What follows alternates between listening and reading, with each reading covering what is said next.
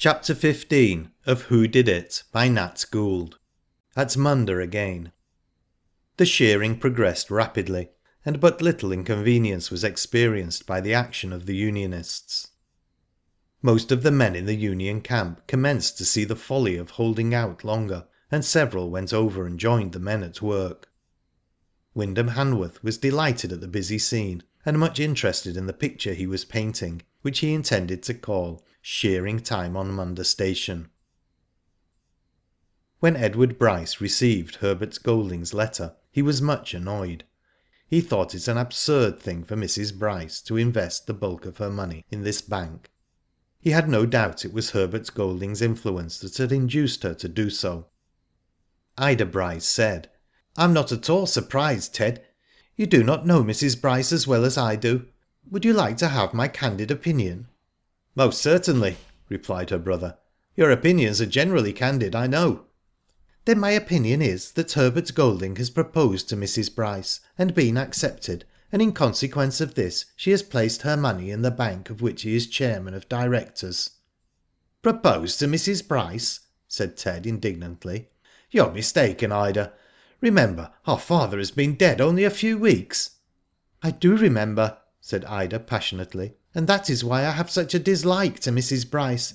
She actually permitted Herbert Golding to pay his attentions to her before I left for Munda. I feel certain she's accepted him, but I have no doubt the engagement will be kept secret for some time. It would not suit Herbert Golding's plans to have the engagement made public. He's such a saintly man." Edward Bryce felt inclined to write a severe letter to Mrs. Bryce, but after taking Wyndham Hanworth's advice, he decided merely to ask her to be cautious, and strongly urged her not to deposit such a large sum of money with the Amalgamated Land and Investment Company.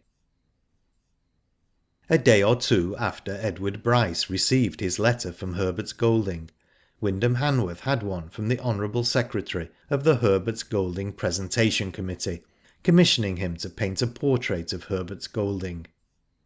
The artist was considerably surprised at this request.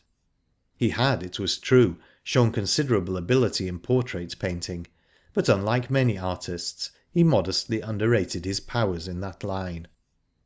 Edward Bryce advised him to accept the commission. "What a curious coincidence," said Ida Bryce, "that you should be asked to paint Mr. Golding's picture just at this particular time." "It is strange," said Wyndham. "I assure you I did not anticipate it." "I often think portrait painters ought to be good judges of character," said Ida. "I'm afraid I cannot claim to be a very good judge of character," said Wyndham, "and yet, when I've been painting a portrait, I have sometimes fancied I could read my subject's thoughts, and almost unconsciously they influence me in the expression of the face in the picture." "Do you think it would be possible to paint a person so that from the expression in the face, the subject, upon looking at the portrait, would see his or her own mind and thoughts expressed in the face?" asked Ida. Wyndham Hanworth paused for a few moments before replying. Then he said, "I understand what you mean, Miss Bryce. It would be possible, I think. I fancy I could do it myself, but if I painted portraits on that principle, I'm afraid my commissions would be few and far between." "Why?" asked Ida. "They would be truthful portraits, then?" "Too truthful," said Wyndham. "If you saw some of the originals of the portraits at the Royal Academy, or in the Sydney Art Gallery, as I have, you would know what I mean." "That the paintings are more charming than the originals. I can well believe that," said Ida. "I once knew a fashionable society lady," said Wyndham, "who had her portrait painted by an eminent artist. It was an admirable likeness, true to nature. She declined to accept it. Her excuse was that it might resemble her, but she wanted an artistic picture, not a painted likeness. When asked what she meant, she explained that a portrait, when painted, ought to be artistic in the same sense of the word as the original of the portrait was artistic after undergoing her toilet." "In other words," laughed Ida, "that the portrait should be touched up like the original." "Exactly," said Wyndham, smiling. He thought a portrait of Ida Bryce would not require much touching up. It would take a clever artist to do justice to the delicate, healthy tints on her face. Wyndham Hanworth accepted the commission to paint Herbert Golding's portrait. From what he knew and had heard of Herbert Golding, he thought that gentleman's mind would form an interesting study during the process of painting. Ida Bryce and Flora had been 3 weeks at Munda, and it was decided they should return to Sydney with Wyndham Hanworth. The day before they were to leave, Ted Bryce said to Wyndham, "I wish the girls were safely out of the way. Wideawake has heard from one of the Union men, now shearing in the shed, that Bully Spence and a few of the more desperate men are bent on mischief." "The police are here yet," said Wyndham. "They will afford sufficient protection in case of any disturbance." The attack, Wideawake heard, was to be made on the Homestead, not on the wool shed. The blackguards no doubt fancy that it will be an easy job to set fire to this place. I wish I knew what night they were coming. We could give them a warm reception." "They would never have the audacity to fire the Homestead," said Wyndham in surprise. "My dear Wyn, these men would have the audacity to set Darlinghurst Jail on fire if they thought there would not be much risk attending it. It's their own precious skins they're frightened about." Later on in the day, Wideawake came to the Homestead and told Edward Bryce that several of the Union men, including Spence, had left the camp, but it was not known in which direction they had gone. "I think you would act wisely to have 3 or 4 of the police here tonight," said Wideawake. "I can ride over and ask Sergeant Tyler to send them." "If we had no ladies here," said Ted, "I would not send for them. Nothing would give me greater pleasure than to come to close quarters with a few of these scoundrels. Will they have firearms, do you think, Wideawake?" "Sure to have some revolvers among them," he replied. "If they've been drinking at Dame Killam's pub, they'll not stick at a trifle." "Then you can ride over to Sergeant Tyler and ask him to send 4 men," said Ted. Dame Killam, alluded to by Wideawake, was a noted character out west. Her real name was Mrs. Warden, and she kept a lonely bush shanty near Munda known as the Kangaroo. The shearers said it was called the Kangaroo because so many men got the jumps there.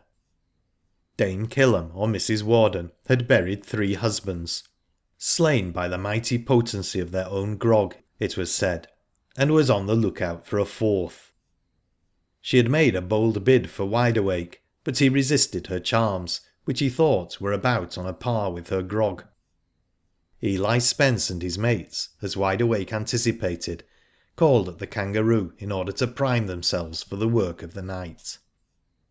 Mrs. Warden knew they were a bad lot and up to no good, but that was none of her business.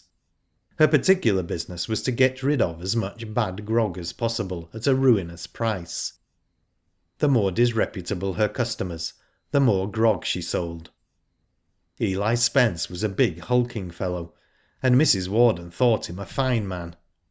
Eli flattered her and drank her grog, and ran up a score.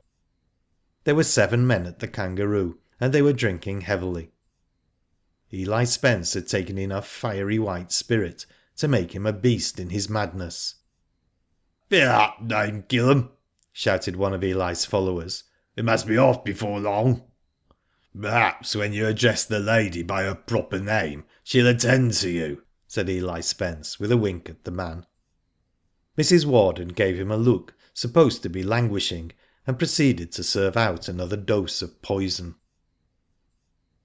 As Wideawake rode towards the sheds, he thought he would go near the Kangaroo and see if his surmise was correct. It was a rash thing to do, but he was a man who was not afraid of danger. The inn was only a mile or so out of his way, and it would not take him long to reach there. If he saw anything of the men, he could ride on and give information, and Sergeant Tyler could have the gang arrested on suspicion before they left the Kangaroo. Unfortunately, the house was in open ground, and no one could approach it without being seen. Eli Spence happened to look out of the window, and saw Wideawake riding in the direction of the inn. He gave a savage laugh, and turning to his mate, said, "Here's a lark. Wideawake's coming. We'll nab him." "No violence, please, Mr. Spence," said Mrs. Warden. "Ah, no, we'll only tie him up for a few hours. He's on his way from the sheds to the homestead. He'll be one less there if we catch him," he whispered. From the direction in which Wide Awake was riding, it was impossible to tell where he had come from. "We must hide, lads," said Eli. "Or rather, you must.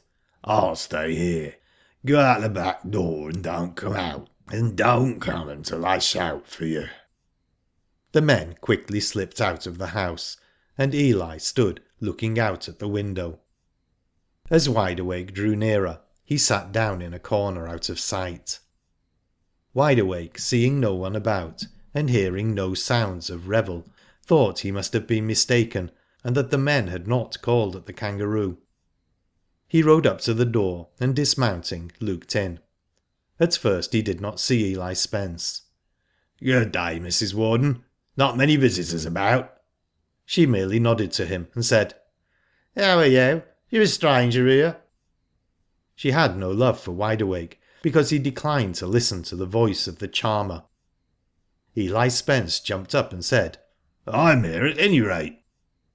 Wide Awake turned round, and seeing Eli, at once suspected other men were about, that they had seen him coming, and he had fallen into an ambush. He made for the horse, but Eli Spence was too quick for him, and caught him by the collar. Wide Awake wrenched himself free, and Spence shouted, "Come on, boys!" The men rushed round from the back, and before Wide Awake could mount, they had him on the ground and at their mercy. Mrs. Warden rushed out. "Have no violence done here," she said, in order to clear herself in Wide Awake's eyes. "They'll not hurt him, dame," said one of the men. "What do you want with me?" asked Wide Awake. "You'll suffer for this, Eli Spence." "Shut up. You'll be made to," said Eli. They tied his hands and feet, and carried him into a stable. Then throwing him down on some straw, they left him. Wide Awake's hands were tied behind him in a hard knot. His meditations were not pleasant. He must get away from this place by some means, or Sergeant Tyler would receive no warning, and Eli Spence and his accomplices would find the homestead unguarded. End of chapter 15. Chapter 16 of Who Did It by Nat Gould. Back on the homestead.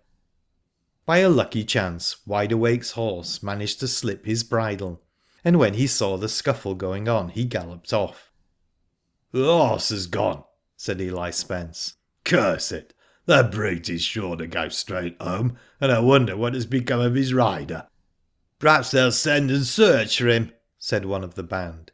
"Sure to," said Eli Spence. "All the better if they do. There'll be fewer men at the homestead, and we can hurry up." The 7 men marched off and moved in the direction of Munda. 4 of them, including Eli Spence, were armed with revolvers, and the remainder carried heavy waddies. They also had inflammable material to be used in setting fire to the house and buildings. Wide Awake heard them try the door of the stable, and the key was taken out by Eli Spence, who said, "I'll keep this in my pocket for luck." For fully an hour, Wide Awake tugged at his bonds. He wriggled himself down to the door, and on the ground he felt a piece of old iron which was worn sharp. He twisted about until he got his hands on it, and then he managed to fix it against the side of the stable so that he could rub the rope against the sharp edge. It was a slow process, but he managed in time to saw it through. He freed his wrists from the rope, and saw they were much swollen. Quickly he cut the rope that bound his legs with his knife, and then got onto his feet. He felt stiff and sore, but he knew that it would work off. The door was fast, and he could not open it. He went up into the small loft above, and there found a door which was easily unfastened. He looked out. The distance was not great from the ground, so he dropped down. When he ran round to the front, he saw his horse was gone. "Eli Spence has taken him," he thought. When Mrs. Warden saw him, she gave a faint shriek. "Law, how you frightened me," she said. "Why did you not let me out?" asked Wide Awake angrily. "Eli Spence has the key in his pocket," she replied. "Then you should have ordered your man to burst open the door. I'm afraid you will get into trouble over this job, Mrs. Warden, he said. I had nothing to do with it, she replied. What could I do against 7 men? You could not do much against 7 men, replied Wide Awake, but when they were gone, you need not have assisted them by detaining me here. Do you know what devil's mischief that brute Eli Spence is up to? No, said Mrs. Warden. I don't want to know, but let me tell you that Eli Spence is no more of a brute than you are. We'll not argue that point, said Wide Awake. I'm satisfied as to what he is, because I had the pleasure of thrashing him not so very long ago. You, said Mrs. Warden with contempt. Eli Spence would lick 6 whippersnappers such as you are. On this particular occasion he failed to lick me, as you call it, said Wide Awake. To show you the sort of men you encourage about here, let me tell you, Eli Spence and his mates are going to fire Munda Homestead. Mrs. Warden started. She did not care to be mixed up in a serious affair of this kind. Not them, she said. You're piling on the agony at any rate. I've told you the truth. I was on my way to the shed and came round to see where the men were. I fancied they would call here. Sure enough, they trapped me, and now I have to make up for lost time. They've taken my horse, so I want the best you have in the stable, and quick. It may be too late, but if I start at once, Sergeant Tyler may be warned in time. I've no horse to lend you, said Mrs. Warden. Yes, you have, said Wide Awake. There's one in the next shed to the hole I was put into. If you do not lend me that horse, I shall have to take it. If I tell Sergeant Tyler all I know about your place, you'll not be here long. Let me have the horse, and I'll shield you as much as I can. Mrs. Warden saw there was nothing for it but to comply with his request, so she reluctantly consented, saying it was a hard thing when a lone widow was bullied in this fashion. Wide Awake quickly saddled the horse, and mounting, at once dashed off at a gallop, merely waving his hand to Mrs. Warden and saying, "I return horse." "He's a cool 'un," she muttered. "Fancy him giving Eli Spence a hiding. I didn't think he had it in him. I wish he'd take a fancy to me. I've given him plenty of encouragement, but he isn't a marrying sort." Wide Awake rode as fast as his horse would go to the shed. It was late when he reached there, and when he related what had happened to Sergeant Tyler, the constable said, "We must start at once. I hope I shall not be too late. I shall take 6 men and go myself. I should like to take the whole gang red-handed.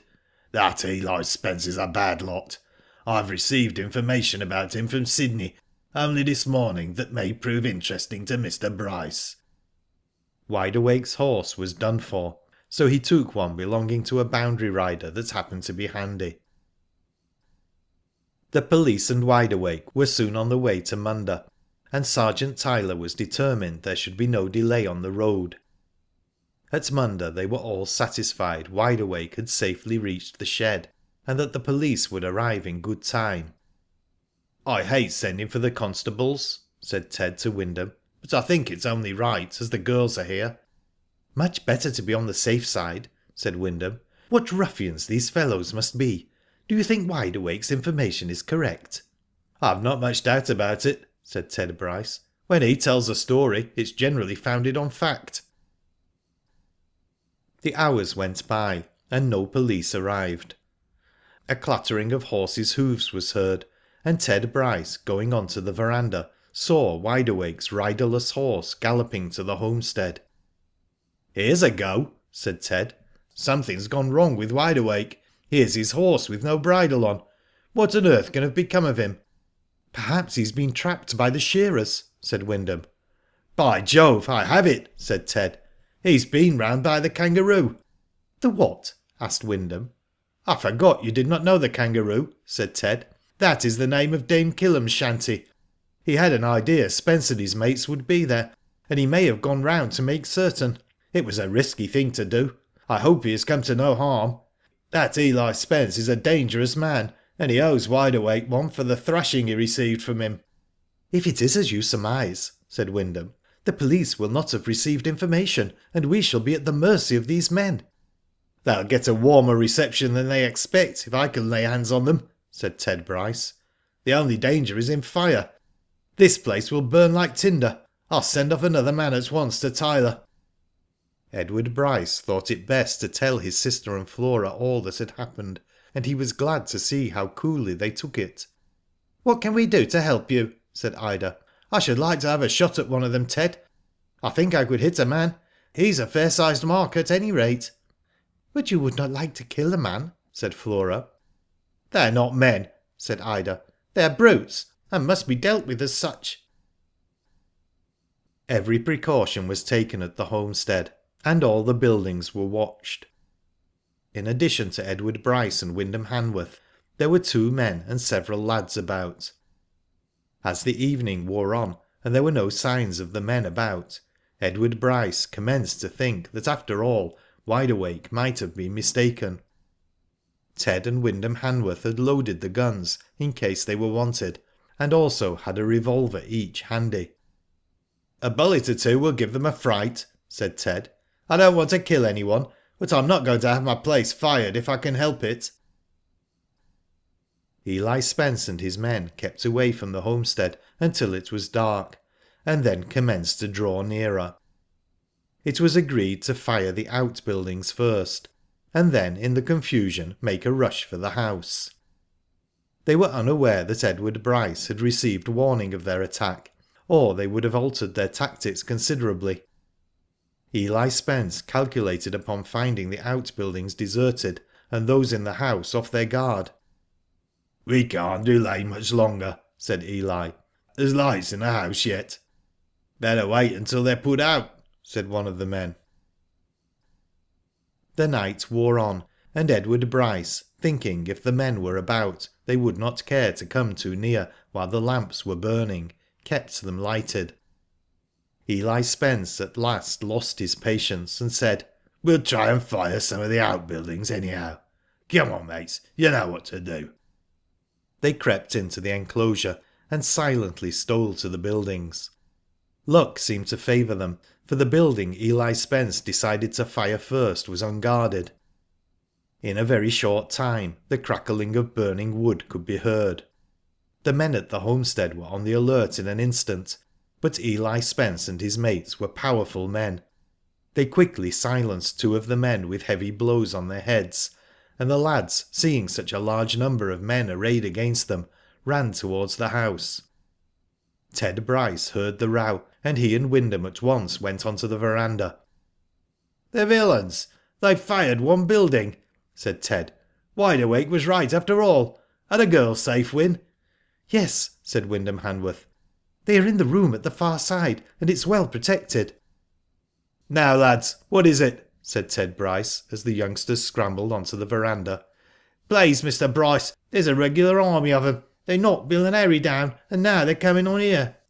"We're ready for them," said Ted Bryce. Eli Spence and his men fired another building, and then made a dash for the house. "If they're armed," he said, "there'll be less risk in rushing right into them." "Here they come," said Ted, as he saw the men rushing across the lawn. "If you do not halt, we shall fire," he shouted at the top of his voice. No notice was taken of this, and as the men neared the verandah, both Ted Bryce and Wyndham Hanworth fired. 2 of Eli Spence's men fell, but one was quickly on his feet again. Wyndham Hanworth was not a very good shot, and the bullet had only grazed him. Eli Spence levelled his revolver at Edward Bryce and fired. Ted's revolver dropped out of his hand, and he gave a sharp cry of pain. He quickly stooped down and picked it up with his left hand. "Fire, Wyn, fire, quickly," said Ted. "There, over there, see that brute trying to fire the place?" Wyndham Hanworth fired, and the man fell over. "Curse you!" howled Eli Spence.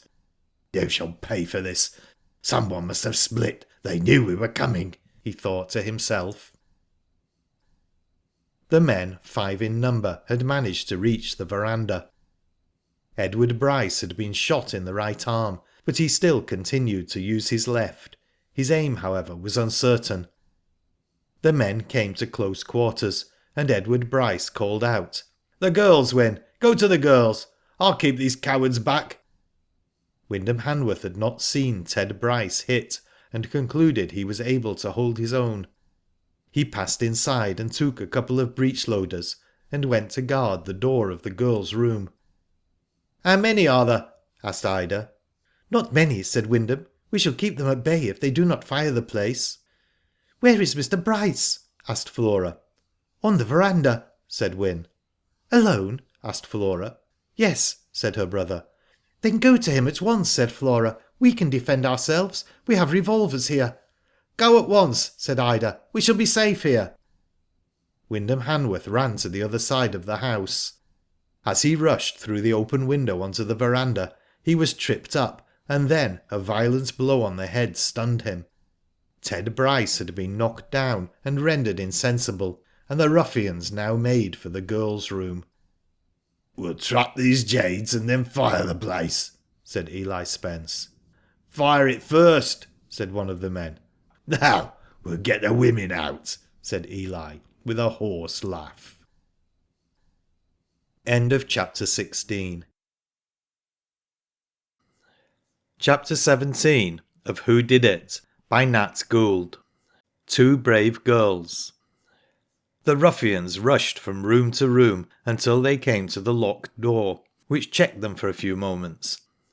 "They're in here," said Eli Spence. "Open this door," he shouted.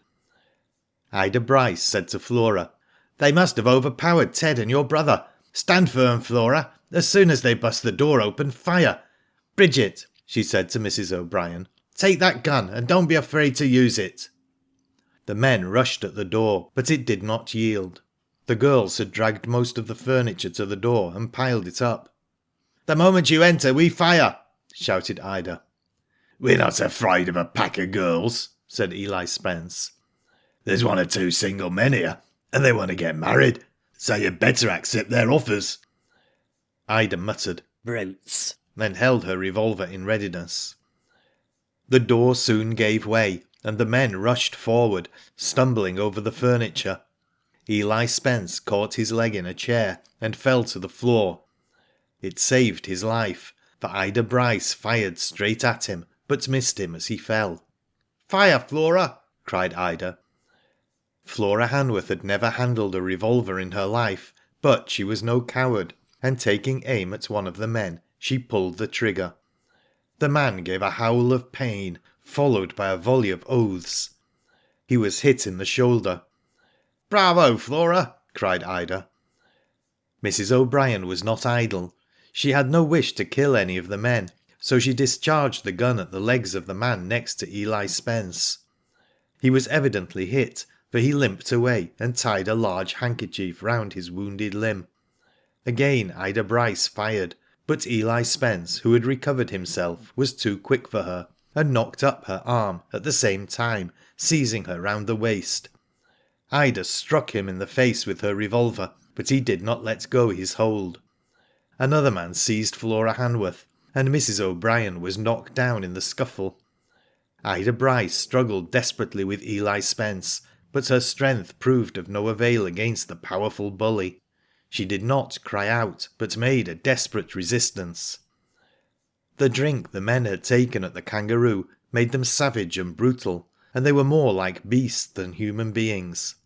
Ida Bryce, as she looked at Eli Spence's face, saw what she had to fight against, and this gave her additional strength.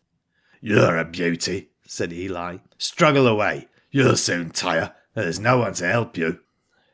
Flora Hanworth was soon overcome by the man who attacked her, and sank onto the floor. Ida Bryce felt her strength was fast giving way, and Eli Spence bent her backwards with all his might. She made another desperate effort and then became exhausted. "Carry them out to the house," shouted Eli, "and then we'll fire the place."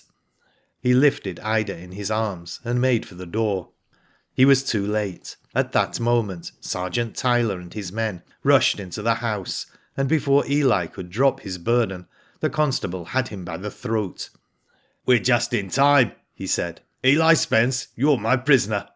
"Am I?" said Eli, wrenching himself free. No sooner did Ida Bryce feel Eli Spence's hold relax and see the constables than her strength returned. As Eli Spence wrenched himself free from Sergeant Tyler, Ida Bryce picked up one of the waddies that had been dropped and dealt him a blow in the face. He staggered back and fell over one of his mates. Sergeant Tyler was onto him in a moment, and pulling out a pair of handcuffs, had Eli Spence fast before he well knew what had happened. The constables soon captured the remainder of the men, and in about 10 minutes from their arrival on the scene, Eli Spence and his mates were firmly secured. Leaving a couple of constables to guard them, Sergeant Tyler and his men went in search of Edward Bryce and Wyndham Hanworth. They found them on the verandah, slowly recovering their senses, and Wide Awake attending to them. Ida Bryce and Flora Hanworth followed. Strange to say, Ida ran to Wyndham and Flora to Ted Bryce. They were neither of them seriously hurt, but felt dazed after the blows they had received. "What about the buildings?" said Edward Bryce. "Are they burning still? Is it you, Flora?" he said as he looked up into her face. "Yes," said Flora. "Are you badly hurt?" "Soon be all right," said Ted. "I got a nasty knock on the head. Thank God you've escaped those brutes. Where's Ida?" "She's attending to Wyndham," said Flora, smiling. "Then we have changed sisters," said Ted. "Yes," said Flora, with a slight blush. "I ran to you and Ida went to Wyndham. We had no time to think. We went to the assistance of the one nearest to us." "Ah," said Ted, smiling. "Then if you had considered for a few moments, Flora, you would have gone to win." Flora did not answer, and Ted Bryce said, "It was my turn to help you when we chased the phantom. Now it is your turn. We seem to look after each other well, Flora. I hope we shall always be of the same mind." "I hope so," replied Flora. "Do you feel better now? Can you stand?" She helped Ted Bryce to get up, but he felt rather shaky on his legs, and leaned on her slightly. His head pained him, and he felt faint. Flora led him into the house, and he sank down on the sofa. He took both her hands and drew her gently towards him. She did not resist. "May I, Flora?" he said, looking lovingly into her eyes. "It is the best medicine I can take." She could not help herself. She loved him dearly, and Ted Bryce gave her the first kiss of love she had ever known. It startled her, and she drew back. She knew a change had come over her life, and that now Edward Bryce was more to her than anyone in the world. Ida Bryce was a girl of a different stamp to Flora. She roused Wyndham Hanworth, and then packed Mrs. O'Brien off to fetch some brandy and a cloth to tie round his head, which was much swollen at the back. "You must have had a nasty blow," said Ida, "but I'll soon put you right. I had a tussle myself with that big hulking brute Spence. He'd almost mastered me, when luckily Sergeant Tyler came to my rescue. The wretch had me in his arms. I could have scratched his eyes out." "He dared to touch you?" said Wyndham savagely. "I should rather think he did," said Ida. "The horrid brute held me as tight as a grizzly bear. He hugged me," and Ida could not repress a shudder at the thought. This roused Wyndham Hanworth thoroughly. "He ought to be thrashed, the beast. I wish I could have got at him." "I wish you had," said Ida. "I can assure you he almost squeezed the life out of me." From the manner in which Wyndham Hanworth looked at her, Ida Bryce fancied he would not object to hold her in his arms. She liked him very much, but Ida Bryce was a girl not so easily won as Flora Hanworth. There was considerably more independence in her disposition. During this time, Wide Awake, the constables and the hands about the place were working hard to prevent the flames spreading. 2 buildings were on fire, but they were fortunately isolated from the remainder, and as it was a still night, the danger of the fire extending was not great. "These 2 buildings will go," said Sergeant Tyler.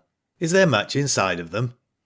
"Nah," said Wide Awake. "Only a lot of chaff and some sacks." The fire gradually burnt itself out, and when Sergeant Taylor saw the remainder of the buildings were safe, he went to inspect his prisoners. 4 of the men were wounded, and Eli Spence had some nasty bruises on his face. "You've made a mess of it this time, Spence," said Sergeant Tyler. "I've managed to take you and your mates red-handed. There may be another charge laid against you before long, Spence." Eli Spence started and said, "There's no charge to be brought against me that I know of, except this job. Cursed bad luck we had over it too." "It was lucky for you I happened to reach here in time," said Tyler significantly. "What's the other charge?" growled Eli. "I'm not at liberty to tell you at present," said Tyler. "You probably have some idea what it is." The prisoners were locked up in an outbuilding and well guarded. As Sergeant Tyler went into the house, he met Ida Bryce. "You are a brave girl, Miss Bryce," he said admiringly, "and I'm glad to see you look none the worse for your struggle with that blackguard Eli Spence. I am glad I've been able to lay him by the heels. He's a dangerous man." "You were just in time, Sergeant," replied Ida Bryce. "I should have been overpowered in a few more minutes. My friend Miss Hanworth also had to defend herself, and I can assure you she did it well," remarked Ida as Flora came up. "Then there are two brave girls, I'm proud to know," said Tyler politely. "Ida is much braver than I am," said Flora. "How she managed to struggle with that monster of a man surprises me." "I must confess I do not want to repeat the experiment," said Ida. The two girls retired to try and rest, for it had been a night of desperate excitement to them. In the dining room Tyler found Edward Bryce and Wyndham Hanworth, both looking seedy and worn out. "I hope you are both better," said Tyler. "Had Wide Awake not been caught at the Kangaroo, we should have saved you all this trouble, Mr. Bryce. I'm glad it's no worse, and we have had the satisfaction of capturing the whole gang." "It was foolish of Wide Awake to run the risk he did," said Ted, "but he thought it was for the best. It is the gross insults to my sister and Miss Hanworth that make me savage. That unlucky blow stunned me, or I'm afraid that Eli Spence would have been sent to another world ere this." "It is much better that no one has been killed," said Tyler. "It will show you acted with great forbearance." "I'm afraid it will be hardly correct to credit us with forbearance, Sergeant," said Ted, smiling. "Rather put it down to our being bad shots. I certainly tried my best to hit my man, and I think Mr. Hanworth did the same." "I did," said Wyndham, "but I am more familiar with a brush than a revolver. However, all's well that ends well, and the affair might have been more serious." "For yourselves it might," said Tyler, "but for these men it could not well be more serious, and they will deserve all they get." "I wonder what Tom Dow will think of it," said Edward Bryce. "He'll be mad," said Sergeant Tyler. "Dow's not half a bad sort. If the men would follow his advice, there would never be attacks of this description. I don't think any of the Union men in camp will feel the loss of Eli Spence. That man is an out-and-out scoundrel, Mr. Bryce. When you have had a rest, I have some information I can give you about this man." "Wide Awake knows more about him than he cares to say," said Ted Bryce. "I'll question him," said Tyler. "I often wonder who Wide Awake is. The man puzzles me. I fancy he's a man suffering unjustly for another person's misdeeds." "You've hit the right mark," said Ted Bryce, "but do not give him a hint of what you think, or he will keep silent about Spence." End of chapter 17. Chapter 18 of Who Did It by Nat Gould. The Big Drought. Shearing was over. The Unionists had struck their camp and retired beaten, and Munda Station resumed its normal attitude. Wyndham Hanworth accompanied Ida Bryce and his sister to Sydney, and Herbert Golding had commenced the sitting for his portrait. Eli Spence and his mates were committed for trial on a charge of incendiarism and assault with intent to do grievous bodily harm. Sergeant Tyler wished attempted murder to be included in the charge, but Edward Bryce begged him not to push it so hard against the men. The information Tyler received about Eli Spence related, strangely enough, to the murder of Henry Bryce. He gave Edward Bryce a hint as to the nature of the communication, but Ted did not think it of much importance. He could not see what object Eli Spence had in murdering Henry Bryce. Ted Bryce remained at Munda. The shearing had been good, better than he anticipated, and some of the men had departed with big cheques, as much as £70 being earned by some of them. A lot of this hard-earned money found its way into the pockets of Dame Killam at the Kangaroo. Some of these shearers are careless fellows, and take no thought for the morrow. No sooner do they knock up a cheque than they at once proceed to knock it down at the nearest drinking den. Mrs. Warden always reaped a rich harvest when shearing was over. She had captured 2 of her husbands after shearing time at Munda. Edward Bryce tried to persuade the men to have their cheques drawn on a Sydney bank, and made only negotiable there, but the bulk of them refused. He knew very well before they reached Sydney the greater part of their money would be gone. Sam Fraser, the trainer, had been sent to Randwick with the Phantom Colt and 2 other horses, with instructions to train the youngster and see how he shaped. No rain had fallen for weeks in the Western District. The sun blazed down upon the parched ground, and shrivelled up every green blade of grass, and burnt the life out of the earth. It was fearfully hot, and the thermometer went up to 118 in the shade. Edward Bryce knew if rain did not fall within a week, it would be a very serious matter indeed. The River Darling was no longer navigable. It had been dry for some months, and now the tremendous heat put the finishing touch on it. Thousands upon thousands of sheep were dying, and thousands more would follow if rain did not fall. Another week passed, and still no rain. There was hardly a cloud in the sky. It was brilliantly clear and of a dazzling blue. At night, the intense heat of the day abated somewhat, but everything was hot to the touch, as though it had been taken out of a furnace and left to cool. A dense haze, almost like a mild fog, hung around the homestead, and seemed to choke every waft of cool air that swept across the arid plains. Ted Bryce sat on the verandah with Wideawake, who had just come in from a ride of many miles. "This is terrible, Mr. Bryce," he said. "I never saw the like of it before. There's not a blade of grass to be seen for miles, and the run is just one bare brown plain." "We'll ride out tomorrow," said Ted, "and make an inspection." Next day the heat was as intense as ever. There was no avoiding the piercing rays of the sun. They penetrated everywhere. Mile after mile Ted Bryce rode, and on all sides saw nothing but desolation. Even the wild animals and birds had at last given in. Thousands of rabbits were seen lying dead in every direction, and in some places they lay piled up under the trees in heaps. Scores of kangaroos, emu, and other native animals were lying about dead. The stench in places was abominable, but it could not be avoided. A great plague had fallen upon the land. It was the drought plague, a terrible scourge, more to be feared than the ravages of a pestilence or disease.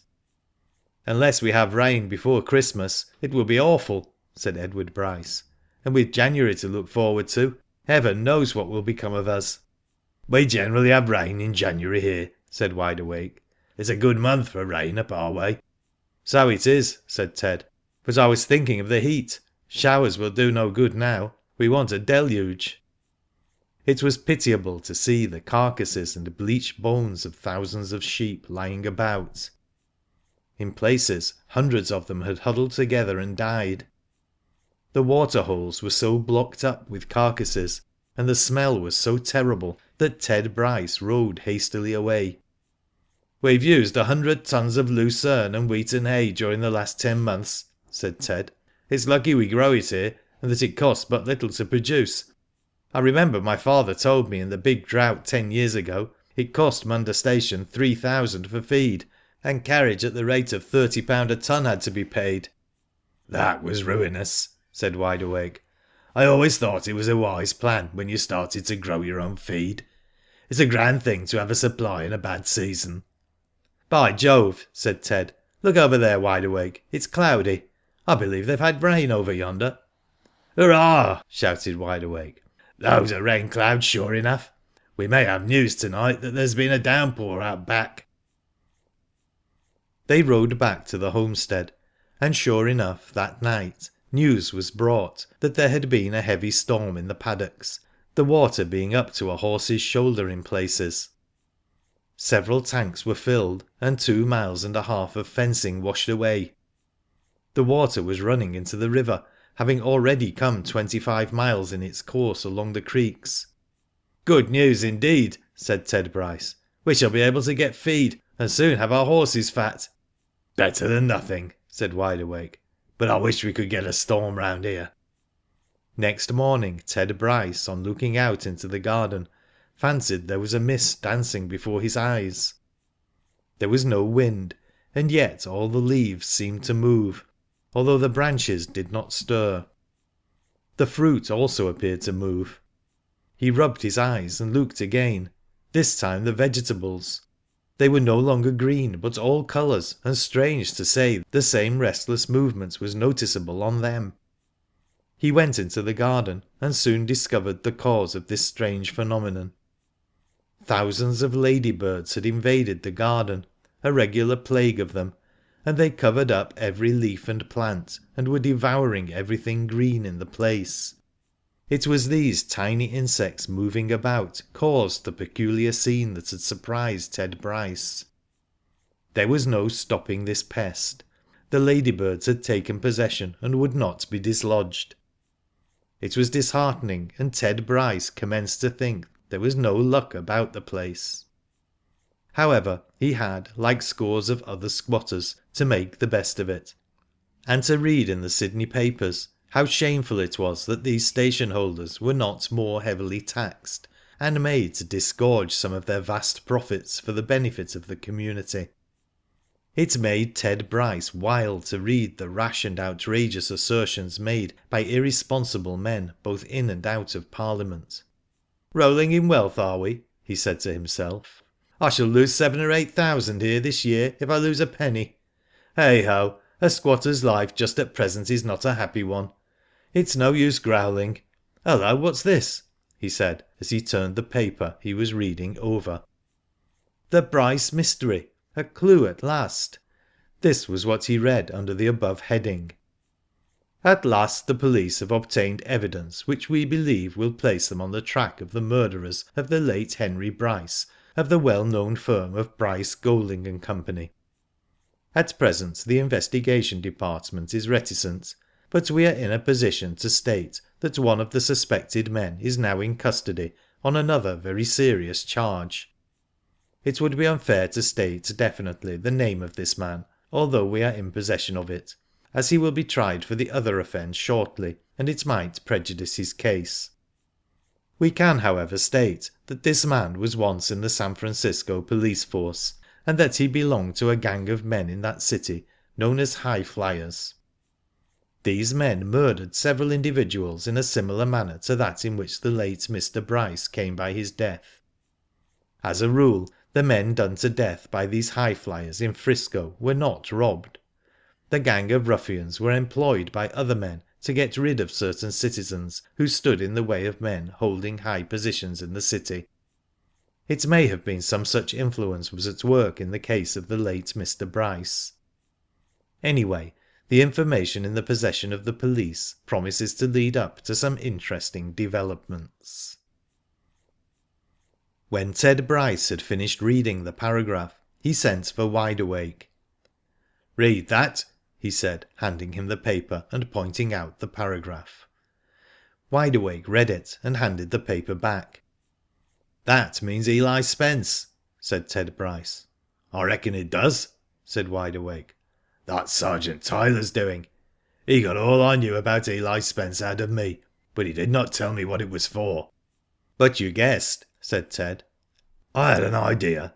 I knew Spence by sight in Frisco." "Is what is stated here true if it refers to him?" asked Ted.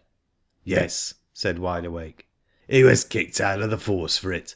Lots of the shearers know all about it. That is what caused the row when I fought him in the shed. I gave a brief sketch of his career for the benefit of his mates." "Do you think he had anything to do with the murder of my father?" asked Ted Bryce. "I won't go as far as that, but I know he was at your father's election meeting that night," said Wide Awake. "How do you know that?" asked Ted Bryce, now thoroughly roused. "Because he let it out himself in the shed.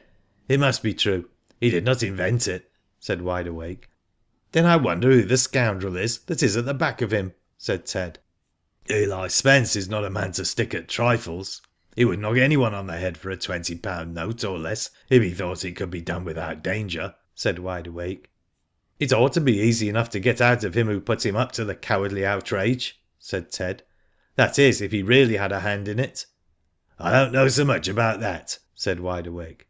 "I have known cases where the murderer actually accepted money from a man thoroughly disguised, and no attempt was made to learn the name of the man who gave the bribe." "But surely the taker of the bribe would endeavour to learn who had bribed him. They generally extort money and blackmail them after it's all over," said Ted. "It has not been so in this case, if Eli Spence is the man," said Wide Awake, "or he would not have been here shearing. He was hard up. That is why he came here. Now, depend upon it, if Eli Spence did the deed, he does not know the man who urged him on to it. These villains who bribe men to commit crimes have a way of shielding themselves even from the man or men they employ." "Eli Spence may be guilty," said Ted Bryce, "but as I told Sergeant Tyler, I doubt it. For the life of me, I cannot see what Spence's motive could be." "The motive would be £10 or £20, perhaps more," said Wide Awake. "Spence would murder a man every week if he dare, for that amount." "Is it possible?" said Ted Bryce. "In the case of such a man as Eli Spence, yes," said Wide Awake. "What's that?" said Ted Bryce. A sound like small lumps of soft earth rolled into balls the size of marbles was heard at intervals, falling on the roof. "Raindrops," said Wide Awake. They were so excited they both forgot all about Eli Spence and his alleged misdeeds, and sprang up and made for the garden. Sure enough, the storm was coming, and raindrops that left a splash the size of a penny piece were dropping on the wooden steps leading on to the verandah. In a few moments the drops came down in a torrent, and in 5 minutes it was raining as though a second deluge had commenced. End of chapter 18. Chapter 19 of Who Did It by Nat Gould. The Portrait. Ida Bryce went home when she reached Sydney, and Flora Hanworth again kept house for her brother. Mrs. Bryce was quite amiable, and Ida found things much pleasanter than when she left to go to Munda. Ida saw a change had come over Mrs. Bryce, and she divined what had brought it about. From what her brother had told her, she surmised that her stepmother was either engaged to Herbert Golding, or had gone so far as to promise to marry him when a sufficient time had elapsed since Henry Bryce's death. Mrs. Bryce thought the best policy she could pursue was to leave Ida to her own devices, and she knew the girl was to be trusted. There was a sturdy independence about Ida Bryce which made her stepmother rather afraid of her. She would not have Ida know of her engagement to Herbert Golding for worlds. She knew she would not spare her if she found out the truth. So Ida Bryce did as she pleased, and Mrs. Bryce kept her own counsel, and did not interfere with her. Wyndham Hanworth commenced to paint the portrait of Herbert Golding, who, from his own choice, came to the artist's studio for that purpose. There was something about Herbert Golding that interested the artist. Wyndham Hanworth could not help thinking as he painted Herbert Golding's portrait what lay behind his subject's impenetrable countenance. He became thoroughly interested in his work, but as the painting progressed it did not satisfy him. It was like Herbert Golding, and yet unlike him. At times the artist thought it an excellent portrait, and at other times he felt inclined to put his fist through the canvas and commence the work again. Herbert Golding seemed pleased with the work, and yet when he looked at it, Wyndham Hanworth saw a peculiar expression on his face, as though he was surprised and half afraid. "Peculiar man, Herbert Golding," said Wyndham to his sister. "I cannot make him out at all. He appears to me to be a man with a secret troubling him, and I believe he actually thinks I am of that opinion, and am painting him accordingly. I cannot help the expression on his face. I am afraid the portrait will not be a great success, Flora. I wish I could throw up the task and finish off the shearing picture. It would be more congenial work." "Do you like Herbert Golding?" asked Flora. "Can't say I do," replied her brother. "The more I study him, the less I like him.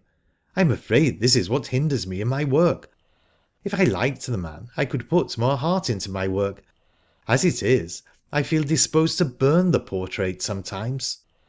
"It must be an uncongenial occupation, painting a man's portrait, and at the same time having a distinct dislike to him," said Flora. "That's it exactly," he replied. "But the worst of it is, I have no particular reason to dislike him.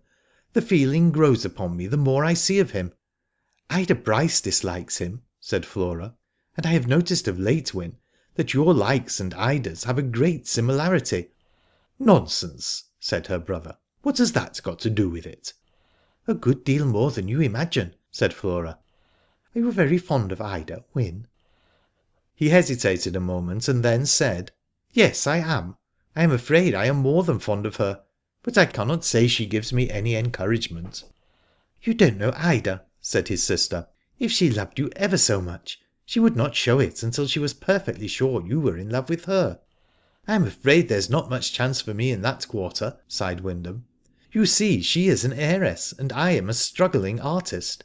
Ida Bryce is the sort of girl to make a brilliant match." "Ida will never marry a man she does not love," said Flora. "You have a better chance with her than anyone. Ida thinks nothing of money. You need not let that trouble you." "Sometimes at Munda I fancied she liked me a little," said her brother. "Of course she does," said Flora. "Who could help it?" she added, with a glance of pride at him. "Because you consider me passable as a brother," said Wyndham, "it does not follow Ida Bryce cares a straw about me." "We shall see," said his sister. "I rather fancy Ida cares several bundles of straw about you. You only want to set one or two of the straws on fire, and there will be a regular blaze of love for you." "Upon my word, you are improving," said her brother. "You are quite smart. Your visit to Munda has done you a lot of good." "It has," said Flora, smiling. Her brother looked at her curiously, and then said: "Are you fond of Edward Bryce, Flora?" "Yes," she replied, with a bright smile. "Very." "You sly minx," said her brother. "I believe he has proposed to you." "He has," said Flora. "Good gracious, when?" he exclaimed. "The day we left for Sydney. He nearly did it in the night of the attack," she said. "I am very glad to hear it," said Wyndham. "Ted Bryce is a real good fellow. Tell me all about it." "There's not much to tell," she said. "I think we were in love with each other long ago. The night those men attacked the Homestead, you remember, I attended to Ted, and Ida looked after you. Well, when he was on the sofa in a kind of half faint, he... "Out with it, Flora," said her brother. "He kissed me," said Flora. "Wonderful," said Wyndham. "Courageous youth. I should as soon think of jumping over the moon, or trying to, as attempting to kiss Ida Bryce." "There you are wrong," said Flora. "We girls like to be taken by storm. It is the sudden attack that is irresistible. A girl likes a lover to be masterful." "That's a wrinkle," said Wyndham. "I'm afraid if I attempted to take such a liberty with Ida Bryce, she would never speak to me again." "Catch her in the right mood, and try her," said Flora. "But where did Ted ask you to be his wife?" said Wyndham. "At the railway station," said Flora. "How unromantic!" laughed Wyndham. "Yes, wasn't it?" said Flora. "We were just going to get into the train, and Ted said, 'Flora, tell me you love me before you leave. Tell me you will be my wife.' It was rather sudden, but I expected it, and said yes to both his questions. That was all. He would have sealed the compact with another kiss, had it been possible." "And you never told me," said Wyndham. "I thought it best for Ted to speak first, but as you asked me, I have told you all," said Flora. "I congratulate you. I could not wish my sister to marry a better man." She came to him and kissed him, and said fondly: "I hope before long Ida will really be my sister." He shook his head, but made no reply. He had his doubts about being successful with Ida Bryce. Herbert Golding's portrait was approaching completion, and Wyndham Hanworth seemed to hold back from putting the finishing touches to the face. Ida Bryce's remarks about painting a man's face so that he should see the expression of his own hidden thoughts in it often occurred to him. One morning, after an hour's sitting, Herbert Golding said, "You seem to have some difficulty in giving the proper expression to the face. I do not think I often look like that, Mr. Hanworth." "I have not finished it off," said the artist. "I think you will be pleased with it when it is finished." "The expression ought to be more pleasing," said Herbert Golding. Wyndham Hanworth looked at the portrait and said, "It is a good likeness, as you have sat for it, Mr. Golding. The face often gives expression to the thoughts, and perhaps your thoughts have not always been pleasant when you have been sitting." Herbert Golding started, and looked hard at Wyndham Hanworth. Then a thought seemed to strike him, and he said, "How do you know what I am thinking about when I sit to you?" "I did not say I knew what you were thinking about, Mr. Golding," the artist replied. "I merely said that, from the expression of your face, it was probable your thoughts had not always been pleasant." "Then you should have asked me to look more cheerful," said Herbert Golding. "And if I had asked you to try and look cheerful when you did not feel so, your picture would have been unnatural," said Wyndham. "There is a vast difference between painting a forced expression and a real one." "I don't see that," replied Mr. Golding. "A photographer often asks you to look more pleasing when you sit to have a photo taken." "I am not a photographer," said Wyndham Hanworth. "I am an artist, and I like to paint as true to nature as my abilities allow. If you do not care for the portrait, Mr. Golding, I am quite willing for another artist to undertake the commission." "There is no occasion for that," said Herbert Golding. "Your abilities are too well known to be questioned, Mr. Hanworth. I merely suggested that I did not think I was such a glum-looking personage." Wyndham Hanworth looked at the picture and said, "You are right, Mr. Golding. The expression is rather gloomy. I think, however, I can make it more pleasing if it will suit you better. But you must bring pleasant thoughts with you the next time you sit." Herbert Golding left the studio somewhat ill at ease. He wondered if it could be true that the portrait was a reflection of his thoughts. He knew those thoughts had at times been of anything but a pleasant nature. He determined at the next sitting he would look on the bright side of things, and not dwell upon matters calculated to make him look gloomy. Wyndham Hanworth sat down before the portrait when Herbert Golding left him, and examined it intently. "You are a bad lot, I'm afraid," he said to himself, addressing the picture. "I've tried hard to make you look pleasant, but it's no go. There's something behind that face I can't fathom. It is no business of mine, but I wish you had a clearer conscience, Herbert Golding. If you had, it would come out in your expression. Confound the thing, he looks as though he had committed a crime, and was hourly afraid of being taxed with it. That will never do in a presentation portrait. I'll try again. It won't take me long to copy what I want of this portrait. I'll give him a new head, and try and put a clear conscience into it. I never was so stuck up before. I wish to goodness someone else had the work." Next time Herbert Golding called, Wyndham Hanworth said, "I'm going to put a new head onto you, Mr. Golding, so try and have pleasant thoughts in it." "A new head? What do you mean?" he asked. "I mean I am determined to give you a chance to look pleasant," replied the artist. "I will paint a fresh portrait. It will not take me long." "Thank you very much, Mr. Hanworth," said Herbert Golding. "I should be sorry for my friends to think I always looked so gloomy. I hope it will not give you very much trouble."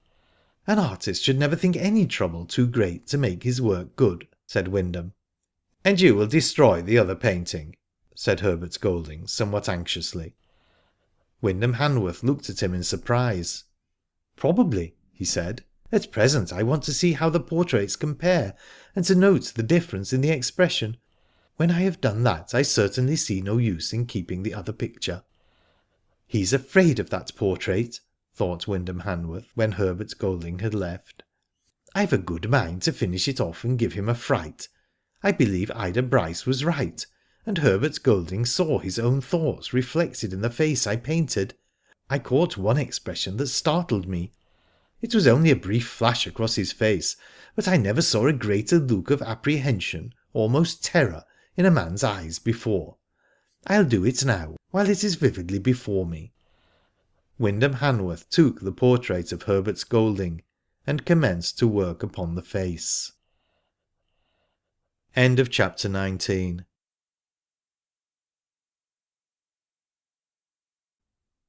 Chapter 20 of Who Did It by Nat Gould. Signs of the Times. Signs were not wanting that before long there would be a financial crisis in the colony. There had been several heavy failures. Money was tight, and a feeling of apprehension in business circles prevailed. When a crisis of this description is at hand, it is generally foreshadowed by failures, most of them unexpected. Herbert Golding was uneasy at the turn affairs had taken, and the Amalgamated Land and Investment Company had not improved its position of late. In fact, things were going from bad to worse in that quarter. Dr. Langside was somewhat surprised when the £30,000 advanced by Henry Bryce to the company was refunded. He had a shrewd idea where the money came from, but he kept his opinion to himself. He was satisfied to know the money was safe. The squatters had not had a good season, and there had been heavy withdrawals from the banks. How the run commenced, no one exactly knew. Rumours quickly circulate. People talk these matters over, and as the statements pass from mouth to mouth, they become enlarged and exaggerated. At first the banks were well able to meet the demands for gold made upon them, but the managers could not help seeing if the withdrawals continued, the position would be serious. At least one bank closed its doors, and then ensued a panic such as Sydney had never witnessed before. All the banks were rushed, and the drain upon their resources was tremendous. Every morning the papers gave news that startled the public, and bank after bank suspended business, until only such old establishments as the Bank of New South Wales, the Union Bank, the Bank of Australasia, the City Bank, and one or two more held out. A senseless rush was made upon the Savings Bank of New South Wales, and crowds of depositors stood outside the doors, fighting and struggling to gain admission in order to withdraw their accounts. Many persons who succeeded in reaching the counters and obtaining their money were robbed of it in the crowd outside, and the pickpockets reaped a rich harvest. The Safe Deposit Company was resorted to, and thousands of pounds worth of sovereigns were withdrawn from circulation and locked up in this place. Even the Post Office Savings Bank was not exempted from the general run, and thousands of pounds were withdrawn by the frightened depositors. Of course, these banks were perfectly safe, but in times of panic people do not consider what they are doing, but follow the lead given like a flock of sheep. Passing down George Street one morning, Wyndham Hanworth saw a tremendous crowd of people blocking up the roadway in front of a well-known bank. He understood what had happened, and quietly observed the scene. It was a curious crowd, composed of all kinds of people, but he judged the main portion of them were small depositors, eager to withdraw what little they had to their credit. Those who had money on fixed deposit, he knew, stood but little chance of withdrawing, and there were many such people in the crowd. He noted the varying expression on the faces of this struggling mass of people. The bare idea of losing their money had transformed many of them. People that at ordinary times were quiet and unobtrusive were rushing about with white faces and wild eager eyes, asking senseless questions and badgering everyone they met for information. Some men with notes on this particular bank were selling them at a considerable loss to men more far-seeing than themselves, who were eager to make this panic profitable to themselves. Pound notes changed hands for 17 shillings and less, and one individual actually offered Wyndham Hanworth 10 £1 notes for 5 sovereigns. Madness seemed to have settled upon the people and altered them beyond recognition. The panic lasted for several days, and the government had to step in order to allay the fears of the public and put a stop, if possible, to this run on the banks that still remained open. The locking up of so much gold caused great inconvenience, and the resources of the sound banks were taxed to the utmost. A lull came after the storm, but the excitement did not abate for a long time. It was quite evident that the bulk of the banks would have to reconstruct, and this not always on favourable terms to the depositors. Men began to grumble about the big dividends to shareholders some of these banks had been paying, 25%, and some went so far as to say these dividends had been paid out of fixed deposits. Enormous sums had been recklessly lent upon securities that had greatly depreciated in value. Wyndham Hanworth was told of one case in which a bank had advanced £100,000 on an estate that was not at that time worth half the amount. There were scores of similar cases. Squatters had borrowed money on wool in the expectation of a big clip, and when their sheep died by the thousands, they found the number of bales fell far short of what they had reckoned upon, and consequently they were in a hole. Bank directors had a lively time of it during this crisis. No words were too strong for people to use against them, and accusations, wildly improbable, were brought forward. One director was accused of persuading all his to place money on fixed deposit in the bank, when he knew it was not in a sound financial condition. He was even accused of having forced men who were in his power to bank money in the institution of which he was a director. Many people were brought to the verge of ruin. It was maddening to them to think that they had an ample sum on fixed deposit in a bank, and yet had no earthly chance of drawing it out, or even of negotiating a loan upon it. But as the public excitement waned, many people did very foolish things. Some sold their deposits at a great loss, others secured small advances upon them at ruinous interest. Moneylenders saw their opportunity and stepped in. They lent with a sparing hand to supply present needs, and raked in securities of great value. These men knew that it was only a question of time before they would be able to realise a tremendous profit. They anticipated the schemes of reconstruction the banks would adopt, and worked upon this foundation. Enterprising shopkeepers placed notices in their windows, stating that full value in goods would be given in exchange for £1 notes on such and such a bank. Hundreds of people were induced to purchase goods they could have done without, in order to obtain full value in kind for paper they feared might become worthless. It was only when the government stepped in and made these notes a legal tender that people commenced to see their folly. The banks that had not closed accepted the notes of the banks that had suspended for reconstruction purposes. The savings banks accepted them as deposits at their full value, and then the far-seeing man who had bought notes at a profit commenced to reap the benefit. Naturally, this crisis in the legitimate banking institutions, which was unavoidable, came like a thunderclap on scores of shady investment and banking companies of the Amalgamated Land and Investment Company order. Herbert Golding was in a peculiar position.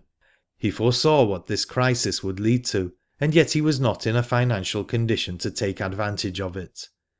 Inwardly he cursed himself, as much as such an outwardly pious individual could do, for handing over Mrs. Bryce's £30,000. With that amount of money at his command, he felt he could have doubled it during the crisis, and realised long before it became necessary to fulfil his promise to Dr. Langside. The Amalgamated Land Company, he knew, could not hold out much longer. He was quite aware the company had not been sound for 2 or 3 years. As he sat in church, apparently devoutly attending to the sermon of his vicar, he was meditating upon the course he ought to take in order to ensure his own safety. He abhorred flight. He knew he could lay his hands on several thousands, but he dreaded the exposure. Although he was a hypocrite, he did not wish the world to know it. He had a very good opinion of the world's opinion. The vicar was expatiating in his mild way upon the results of the recent crisis, and trusted it would be a lesson to his congregation not to place too much value upon worldly possessions, but to look to higher things. When the discourse was over, he was very anxious to hear from Herbert Golding how the Amalgamated Land Company's finances were, and whether his own fixed deposit was safe. Henry Golding satisfied him by saying it was a great advertisement for the company's stability that the present crisis had not affected them at all. Strange to say, however, when the term upon which a fixed deposit had been placed in the Amalgamated Land Company expired, the money was speedily withdrawn. Herbert Golding knew there would soon come a time when there would be no ready cash to meet these withdrawals. He wondered whether the bank would be allowed to formulate a scheme of reconstruction. He rather fancied not, because there was nothing sound about its present construction upon which to reconstruct. When money paid into a bank is deliberately divided among the directors and a few shareholders in the shape of profits, and there are no substantial assets to meet liabilities, then Herbert Golding knew as well as any man, fraud was the word to use in connection with that bank. Mrs. Bryce had been uneasy about her money, and had plagued Herbert Golding with questions innumerable, which he had answered to the best of his ability and his powers of evasion. If Mrs. Bryce had not been in love with him, she would probably have acted like a sensible woman and disbelieved his fairy tales. She was, however, blindly prejudiced in his favour, and he carefully guided that prejudice into a channel favourable to the company. Wyndham Hanworth found it a difficult matter to fix Herbert Golding's attention when he sat for his portrait, but he succeeded in a fashion. The new picture pleased Herbert Golding, but it did not please Wyndham Hanworth. The artist felt it was a flattering portrait, and Herbert Golding was about the last man he cared to flatter. He could not bear to look at the new portrait alone, so he placed the two side by side. Undoubtedly the first painting was the better likeness, but it did not represent Herbert Golding in a favourable light. The more desirous Herbert Golding was that the first portrait should be destroyed, the more determined the artist was that he would keep it to suit his own convenience. He liked to look at this picture of Herbert Golding, now that he had put that look into the eyes. Since these finishing touches, Herbert Golding had not seen it. He would have liked it less than he did before. It turned out, however, that the first painting was to prove more important to Herbert Golding's career than the second. End of chapter 20. Chapter 21 of Who Did It by Nat Gould. The Colt by Phantom. Sam Fraser had been chaffed considerably by the Randwick trainers when he returned to Sydney. He was asked if he had been out west on a fleecing expedition, and if he had been shearing any guileless young men in that locality. Sam took their bantering in good part, and as he was fairly popular, he was soon left alone to continue his work in peace. The Colt by Phantom was now 3 years old, and had shown such remarkable staying powers on the track that the trainer fancied he would have a good chance in the Sydney Cup with the light weight he was sure to get. Being out of a mare called Fright, Ted Bryce named him the Ghost, which was appropriate. Sam Fraser made no secret of his opinion of the colt. As Ted Bryce was not a betting owner, it mattered very little to him who knew the merits of the horse. He came up from Munda soon after Wyndham Hanworth had finished the second portrait of Herbert Golding. His engagement to the artist's sister was generally known, and Mrs. Bryce told Herbert Golding that Flora was a schemer, and that she knew quite well why she was anxious to go to Munda with Ida. "I should not be at all surprised if Ida accepted Mr. Hanworth," said Mrs. Bryce. "Anyone can see he is over head and ears in love with her." It was perfectly correct that Wyndham Hanworth was in love with Ida Bryce, but she gave him very little encouragement. Sam Fraser was anxious Edward Bryce should see the Ghost gallop, and Ted agreed to drive to the course and take Wyndham Hanworth with him. "I know very little about horses," said the artist, "but I love a drive in the early morning, and if I shan't be in the way, I'll go with you, Ted." About 6:30 they were in a hansom driving to the course, and went through the Centennial Park. It was a charming morning, nice and cool, and a fresh breeze blowing. They could see numerous horses filing onto the course as they drove through the gates onto the Randwick Road. Sam Fraser had borrowed a horse to gallop with the Ghost, as the pair he had brought down from Munda were not fast enough. It was evident to Ted Bryce, as soon as he saw the Ghost, that the Colt had made a vast improvement since he had been brought from Munda. "That's a remarkably nice colt of yours, Mr. Bryce," said William Sellers, a well-known owner of racehorses, as the Ghost walked onto the track. "How's he bred?" "He's by a horse we call the Phantom," said Ted, "out of a Yattendon mare called Fright. How the Phantom is bred is more than I can tell. He's a wild horse. We've never been able to catch him, although I can assure you we've had some great rides after him." "I've heard about that horse," said Mr. Sellers. "Curious thing, isn't it? He must be a good bred one to get a colt like that." "Yes, I'm sure he's well bred," said Ted, "and he's the best galloper I ever saw." Then the conversation changed, and Sellers said, "I suppose these banks have hit you a bit, the same as the rest of us, Mr. Bryce." "Yes," replied Ted, "but luckily it will not inconvenience me." "I've got some money in the Amalgamated Land and Investment Company," said William Sellers, "and I'm anxious to draw it out. I gave notice I should withdraw when the 12 months was up, and I'm getting anxious about it. The money ought to have been paid a week ago. Mr. Golding, your partner, is the chairman of directors. I thought perhaps you might know how matters stood there, and whether they had been affected by the crisis." Ted Bryce had been asked several times since his return to Sydney if he knew anything about the affairs of the Amalgamated Company, and he was annoyed at the persistent requests for information. He knew, however, that Mr. Sellers was not a man to question him merely out of curiosity, and, moreover, he liked William Sellers, who had often given him good advice about horses. "I've been asked several times if I knew how the Amalgamated Company stands," said Ted Bryce. "I know nothing whatever about the bank. Mr. Golding ought to know what he is about. I should hardly think he would hold the position he does if he was not quite certain of the company's stability. As you are an old friend, Mr. Sellers, I may tell you in confidence that my father, according to Herbert Golding's statement, advanced the company £30,000. That amount was repaid not long ago. It may have been a drain upon the resources of the company, but I should think it is sound." "Thank you, Mr. Bryce," said Sellers. "I have a couple of thousand in the Amalgamated, and I don't care to lose it. If Mr. Hanworth does not mind, may I speak a word to you privately for a moment?"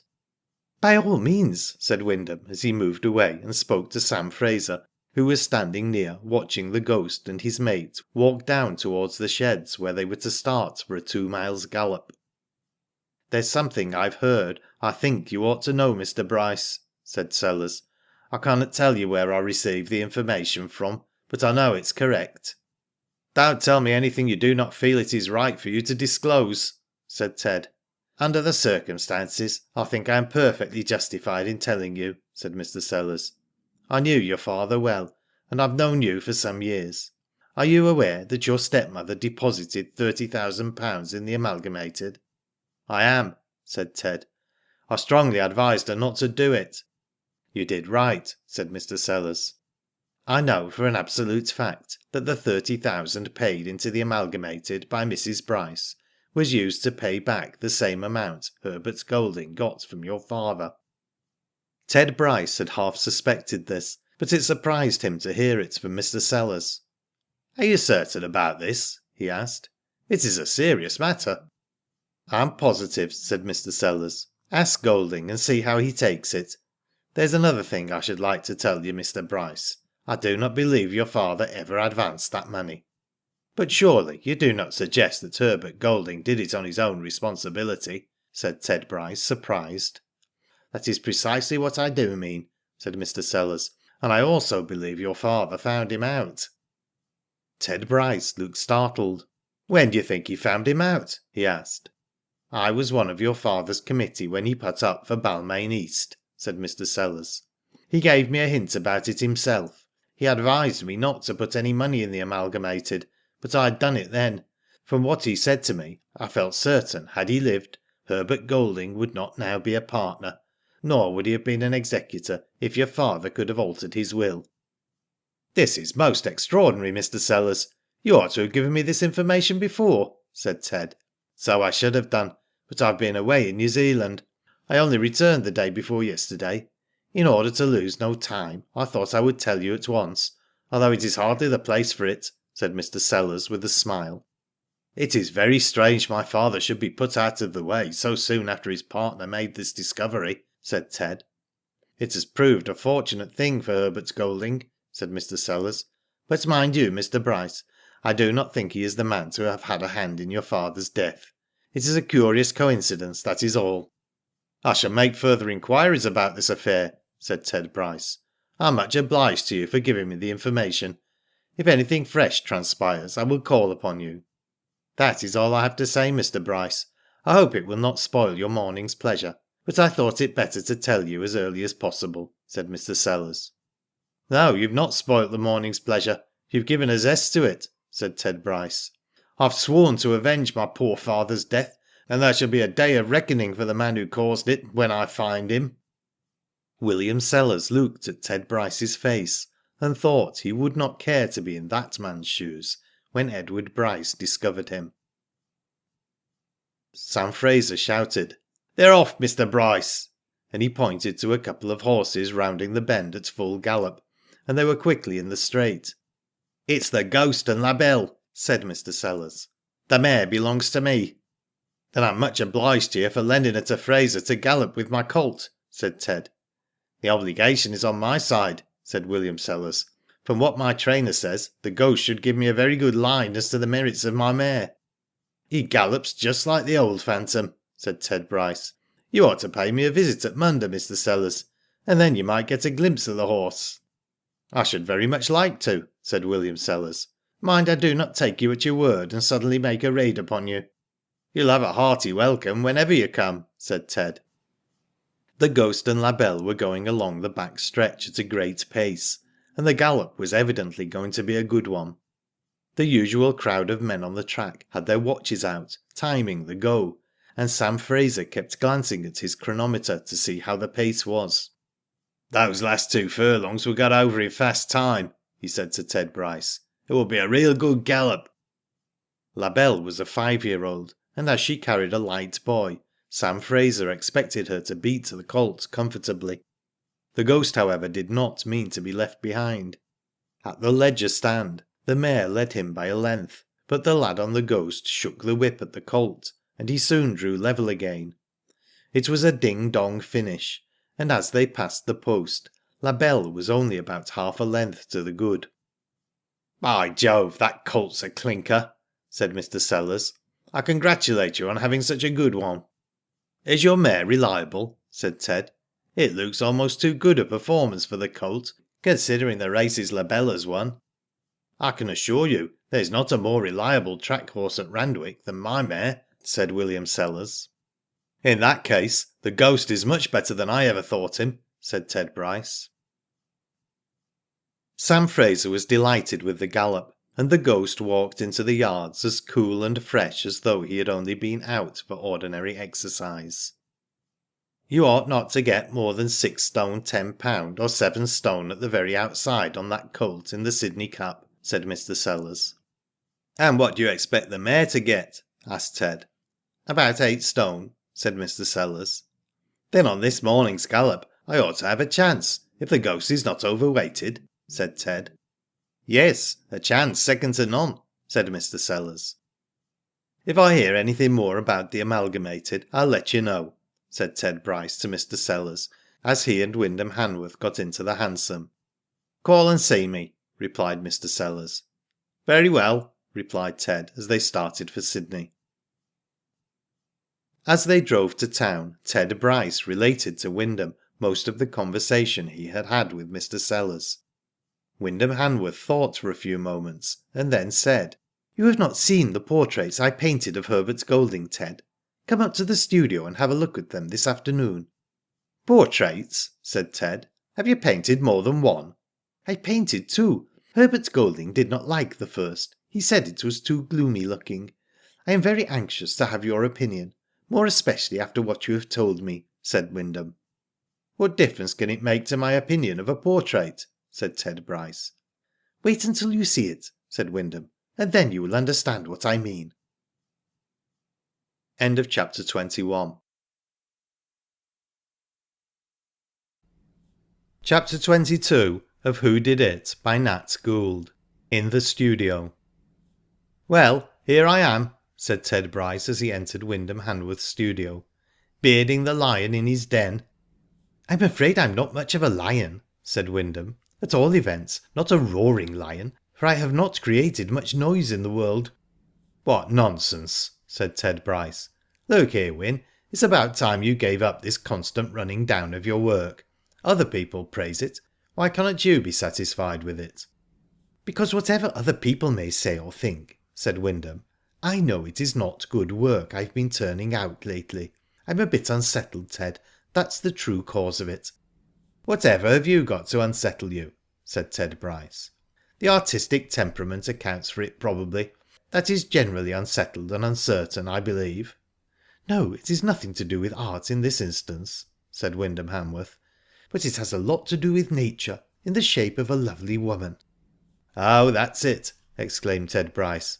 "I grant you, a charming girl is a disturbing element in a man's life, more especially when he has not put the desperate question to her. Surely you've not been refused, Wyn?"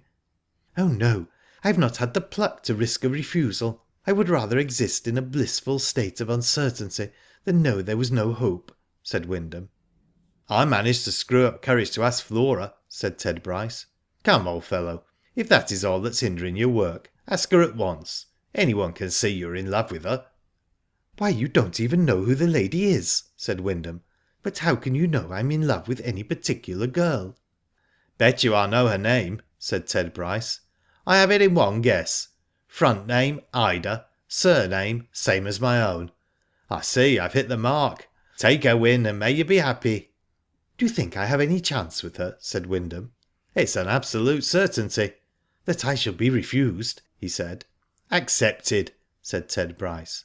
"I wish I could think so," the artist said. "You don't know Ida yet," said her brother. "She's not demonstrative, but she is a real good girl and has deep feelings. I know she likes you, and Ida's liking is what a more impulsive girl would call love." "You give me hope," said Wyndham. "But consider our positions. I have nothing to give your sister, and she is rich.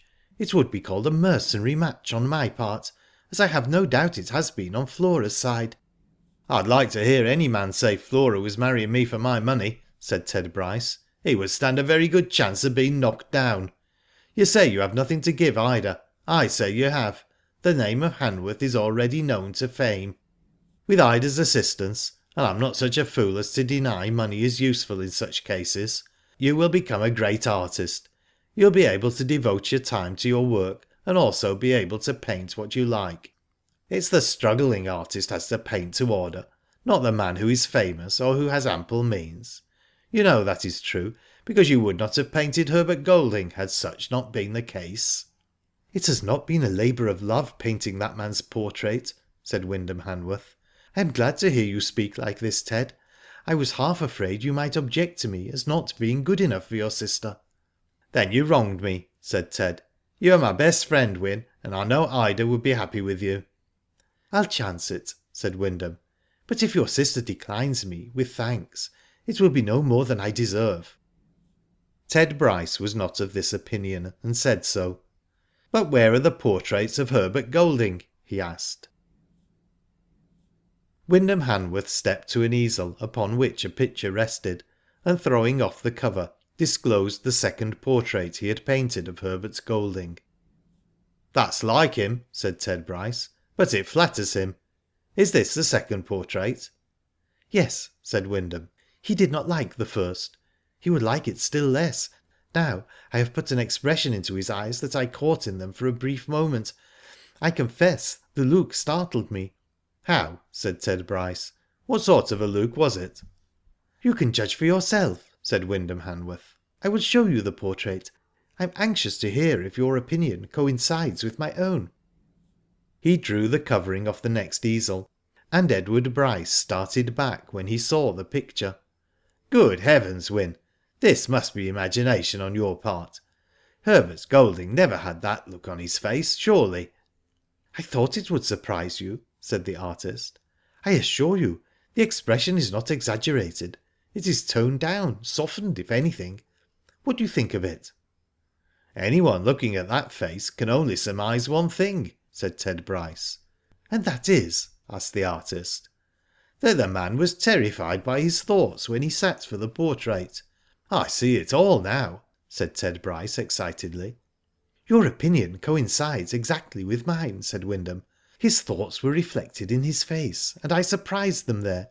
It surprised him too when he saw it, and that was before I had touched the eyes up. But what are you so excited about, Ted?" "Don't you see? Cannot you guess?" said Ted Bryce. "You say his thoughts were reflected in his face as you painted him. I believe you, and I believe Herbert Golding was thinking about how my father met his death as he sat for that portrait. I never saw such a look of absolute dread in a man's face before. I'm on the track at last, Wyn. If that man did not murder my father, he knew all about it. He may not have struck the blow, but he had a hand in my father's death, I'll swear. Look at the face. Only a guilty man could look like that, and his crime must have been an awful one. You caught Herbert Golding in his true colours in that portrait. It reveals the man as he is. It's simply wonderful. I must let Sergeant Tyler see it and hear what he has to say." "Do nothing rash, Ted," said the artist. "I knew what you would think when you saw the picture. That is why I said what I did in the cab this morning. But be careful. You have a dangerous man to deal with, I am certain. And he may not be guilty after all." "You cannot look on that face and say Herbert Golding has a clear conscience," said Ted Bryce. "I grant you that," said Wyndham. "But it may not be your father's death that troubles him. It may be money matters, affairs connected with the Amalgamated, or other matters we know nothing of." "It may be as you say," said Ted Bryce. "That we must find out. I must think of some plan. You say he has not seen the portrait since you altered the eyes. Under those circumstances it will be a shock for him when he does see it. I should like to be present when he looks at it, and also have Tyler here. We could easily be concealed in this room. I'll trap him, so sure as he is alive. That portrait will be the ruin of Herbert Golding." They talked the matter over for some time, and finally Ted Bryce left, saying he would arrange for everything connected with Herbert Golding seeing the portrait. When Edward Bryce and Dr. Langside went through the books of the firm of Bryce, Golding and Company with a chartered accountant to assist them, it was soon evident that Herbert Golding had been helping himself freely. Herbert Golding, it must be understood, had put no money into the firm when Henry Bryce took him into it. He had been engaged in Henry Bryce's business for many years, and had made himself thoroughly master of the concern. It was this that induced Henry Bryce to give him an interest in the business, but it had only been a minor position, and Henry Bryce was the real firm of Bryce, Golding and Company. Herbert Golding's position in the firm was clearly defined in Henry Bryce's papers. Since Henry Bryce's death, with the consent of Edward Bryce, Herbert Golding had been entrusted with much greater powers. He had used his power to the full, and from the books it was gathered he had drained the resources of the firm considerably. It was the opinion of the accountant that Herbert Golding could be criminally prosecuted for what he had done. When Ted Bryce and Dr. Langside came to talk the matter over, Ted said, "He has not spent all the money. He's not the man to do that. He has a hoard put away somewhere, and he must be made to disgorge it. By the by, Doctor, have you seen the portraits of Herbert Golding that Mr. Hanworth has painted?" asked Ted. "No," said Dr. Langside. "Then I should like you to see them," said Ted Bryce, "and tell me what your opinion is of the first portrait he painted." "I will call round at the studio and look at them," said Dr. Langside. "In the meantime, what shall you do about the books?" "Leave that to me," said Ted Bryce. "I will promise you Herbert Golding will be out of the firm in a week, and that if he has the money safe he shall give it up." "You'll be clever if you can manage all that in a week," said Dr. Langside. I have a tight screw I can put on him," said Ted Bryce. "Then screw it down without any mercy," said Dr. Langside. "That man is a bad lot." "I know he is," said Ted Bryce. "Get him out of the firm as speedily as possible," said Dr. Langside, "because the Amalgamated Land Company is sure to smash up before long, and if he was in the firm it might complicate matters." "I'll see to that," said Ted. "Are you perfectly certain about the Amalgamated?" "Yes," said Dr. Langside. "I cannot tell you how I am certain, but you may take it for granted." "And does Golding know the company is insolvent?" asked Ted Bryce. "He does," said Dr. Langside, "and he has known for some time." "What a scoundrel the man is," said Ted Bryce. "He is one of the biggest hypocrites I know," said Dr. Langside, "and of all men I hate a hypocrite." "What a surprise it will be for the goody-goody people when the crash comes," said Ted Bryce. "It will," said Dr. Langside. "Religion in this case covers a multitude of sins." "Don't forget to call and see those portraits," said Ted Bryce. "I will look in as I go home," said Dr. Langside. He did look into Wyndham Hanworth's studio, and when he saw the first portrait of Herbert Golding, he was as surprised as Edward Bryce had been, although he did not show it so openly. "That is the face of a man with a heavy burden on his conscience," said Dr. Langside. "Do you know, Mr. Hanworth, that the painting is an exceedingly clever one?" "I am glad you think so," said Wyndham, "because Mr. Golding did not like it." "I don't wonder at it," said Dr. Langside, laughing. "You must have caught the expression very accurately." "I did," said Wyndham. "I was amazed at the look of terror in the eyes. You see it in the portrait, do you not, Doctor?" "Quite plainly.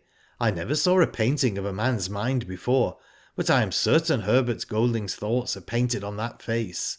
It is the face of a man who has forgotten for the time where he is, and has let his thoughts master him. When you caught that expression, Herbert Golding was utterly oblivious of the fact that he was in your studio, and that you were painting his portrait. He was, I should think, startled when he saw it," said Dr. Langside. "He has not seen it as it is," said Wyndham Hanworth. "I have put that expression in the eyes since he saw it last." "Then I should show it to him now," said Dr. Langside. "I intend to," said Wyndham. "It will teach him a lesson he will never forget," said Dr. Langside. "He will see his thoughts reflected in his face, and it will teach him the truth of the saying that a guilty conscience needs no accuser." End of chapter 22. Chapter 23 of Who Did It? By Nat Gould. Face to Face. Herbert Golding expressed great surprise when Edward Bryce said they must dissolve partnership. He was not aware that a thorough examination of the books had been made. When he heard the reasons given by Edward Bryce for wishing to dissolve the partnership, he was exceedingly angry and indignant. "It's of no use your protesting in this manner," said Ted Bryce. "A thorough overhauling of the books has been made, and that ought to be sufficient to prove to you that you can no longer remain in the firm.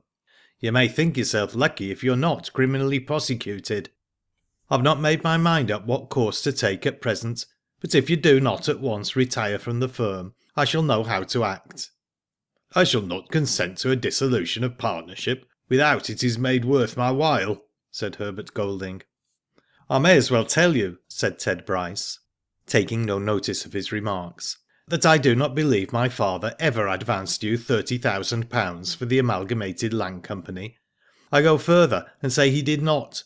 You paid that money back with the 30,000 Mrs. Bryce, at your instigation, put into the bank on fixed deposit. You see, I know a good deal about your transactions." "Perhaps you are aware I'm engaged to be married to Mrs. Bryce," sneered Herbert Golding. "My sister guessed as much, but I was loath to believe it," said Ted Bryce. "I thought Mrs. Bryce had more respect for herself and for my father's memory." It was with difficulty Herbert Golding controlled his temper. He did so by a great effort, knowing he was in an awkward fix. At the same time, He had an inward feeling of satisfaction that he had taken the precaution to safely dispose of a considerable sum of money, which he could put his hands on at short notice. "Mrs. Bryce has a better opinion of me than you have," he said. "I'm sorry for her judgment," said Ted Bryce. "I must also inform you that the money you have taken must be refunded." "I have not drawn more out of the business than I was entitled to," said Herbert Golding angrily, "and I have no money to refund." "You have falsified the books," said Ted Bryce. "No doubt you have adopted similar means to bolster up the Amalgamated Land Company. Perhaps it may be news to you to know that I am aware that the company is insolvent, and that a crash cannot be long averted. Before the company smashes up, you must repay Mr. Sellers his deposit of £2,000. If this is not done, I'm afraid the crash will come sooner than you anticipate." Herbert Golding was cornered, and did not know how to act. He stood on the brink of something worse than ruin. "Will you agree to my terms?" said Edward Bryce. "What are they?" asked Herbert Golding. "Dissolution of our partnership by mutual consent immediately. I have the form already legally drawn up. The refunding of the money you have unlawfully taken out of the firm. The payment to Mr. Sellers of his £2,000. As to the £30,000 you obtained from Mrs. Bryce, it is safe with me, and she will not suffer by your perfidy.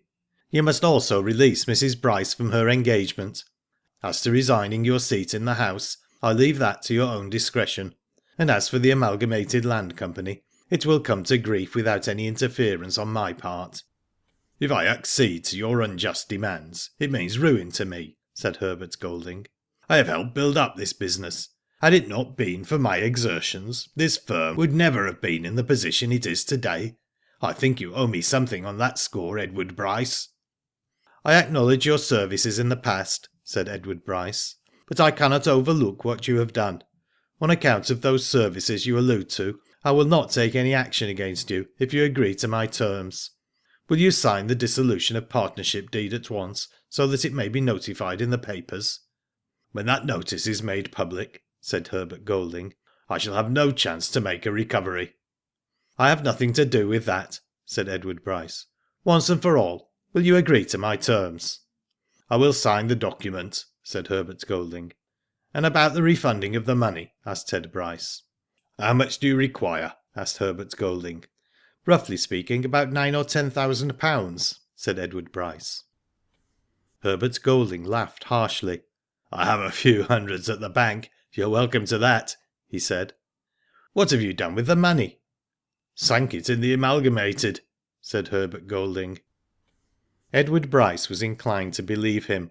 He knew Herbert Golding had great faith in the company when it was formed, and he thought he might have been tempted to take the money in order to bolster up the finances of the company.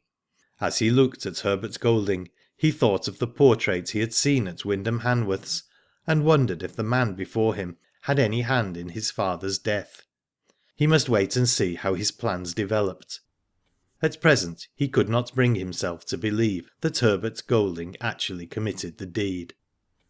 Herbert Golding saw Ted Bryce hesitated, and said, "I assure you I am speaking the truth. If the Amalgamated turns out a failure, I shall lose all my money." "We will waive the question of refunding the money," said Ted Bryce, "but you must agree to all the other proposals." "And suppose Mrs. Bryce refuses to release me from the engagement?" said Herbert Golding. "If you tell her everything," said Edward Bryce, "and she still decides to marry you, I shall not interfere, but you must tell her the whole truth, or I shall do so myself." Herbert Golding had to give in. The deed was duly signed and witnessed, and the partnership dissolved, and William Sellers was agreeably surprised to receive his deposit of £2,000 with interest at 10% added. "By the way," said Ted Bryce to Herbert Golding, "I have seen the portraits Wyndham Hanworth painted of you. I should strongly advise you to get him to destroy the first one." "Has he not done so?" said Herbert Golding. "It is scandalous he should keep such a thing in his studio. I shall see him about it at once. Is he at home?" "He'll be in tomorrow morning at 11, said Ted Bryce. "I'm certain you will see him there at that hour. If you take a note from me to him, I'm sure he will accede to my request and destroy the picture." "I should be obliged if you would give me a note to him," said Herbert Golding. "You do not deserve it," said Ted Bryce, "after all that has happened, but I will give you the note as you desire it." He wrote a note to the artist and handed it to Herbert Golding, who said, "I will see him tomorrow at 11. Herbert Golding left the offices a beaten man. He had been worsted by a man much younger than himself, and he was anxious to know how it would all end. As the partnership had been dissolved by mutual consent, he could give out that he had received a large sum of money for his share in the business, the bulk of which he meant to invest in the amalgamated company. This, he felt, would be a politic stroke, as it would uphold his own credit and also that of the company. He was strangely anxious Wyndham Hanworth should destroy the first portrait.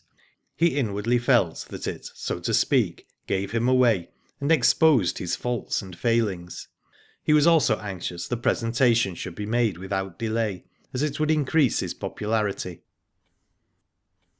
Sergeant Tyler was in Sydney for the trial of Eli Spence and his mates, as the government had thought it wise to have them tried in Sydney, where a perfectly unbiased jury could be sworn.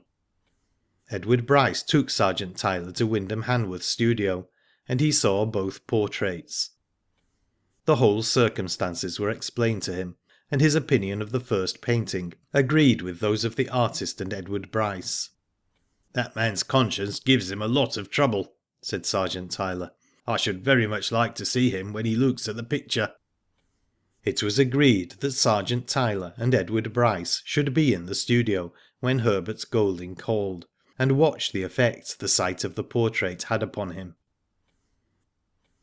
Accordingly, they were there next morning, and were concealed behind a curtain, from which they could observe Herbert Golding without being seen by him. Punctually at 11, Herbert Golding called. Wyndham Hanworth read the note Edward Bryce had written, and which Herbert Golding handed to him. "You are very anxious to have the picture destroyed," said the artist in a tone of annoyance. "Since you last saw it, I have made an alteration in the face. Perhaps you will like it better now." "I shall never like it," said Herbert Golding. "I cannot bear it." "But will you look at it again?" asked Wyndham. "If you wish it," he replied. "Stand here, you will have a better light on it then," he said. Herbert Golding stood before the easel, and Sergeant Tyler and Edward Bryce had a good view of his face. Wyndham Hanworth pulled the covering off quickly, and when Herbert Golding stood face to face with his own portrait, he staggered back as though he had been struck a severe blow. The colour went out of his face, and his eyes were dilated with horror. He seemed to have lost all power of speech. In the portrait before him, Herbert Golding saw himself as he really was, and the sight appalled him.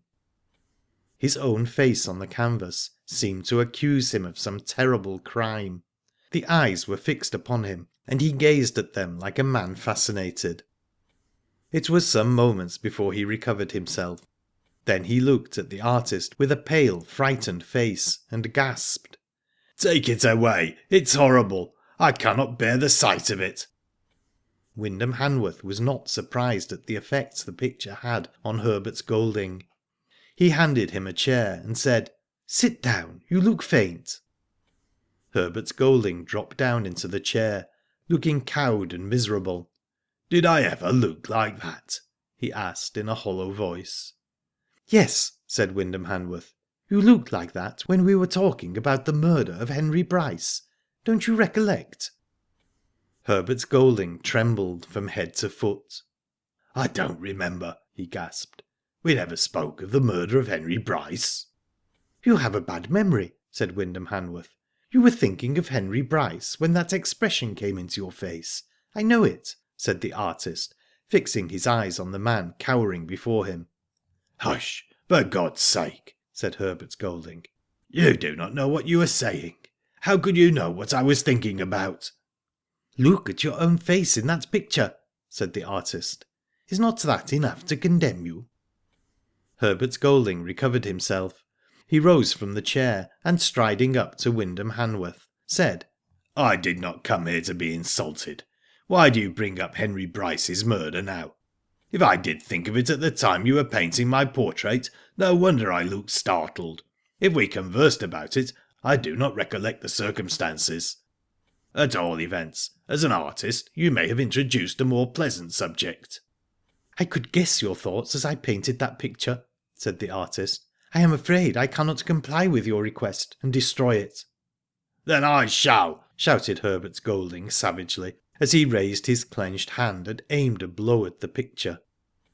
Ted Bryce saw his intention, and darting from behind the curtain, struck Herbert Golding's arm down before he had time to do the picture any damage.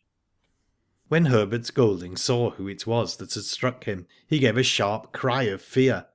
"You here?" he gasped. "Yes, I've heard and seen all," said Ted Bryce.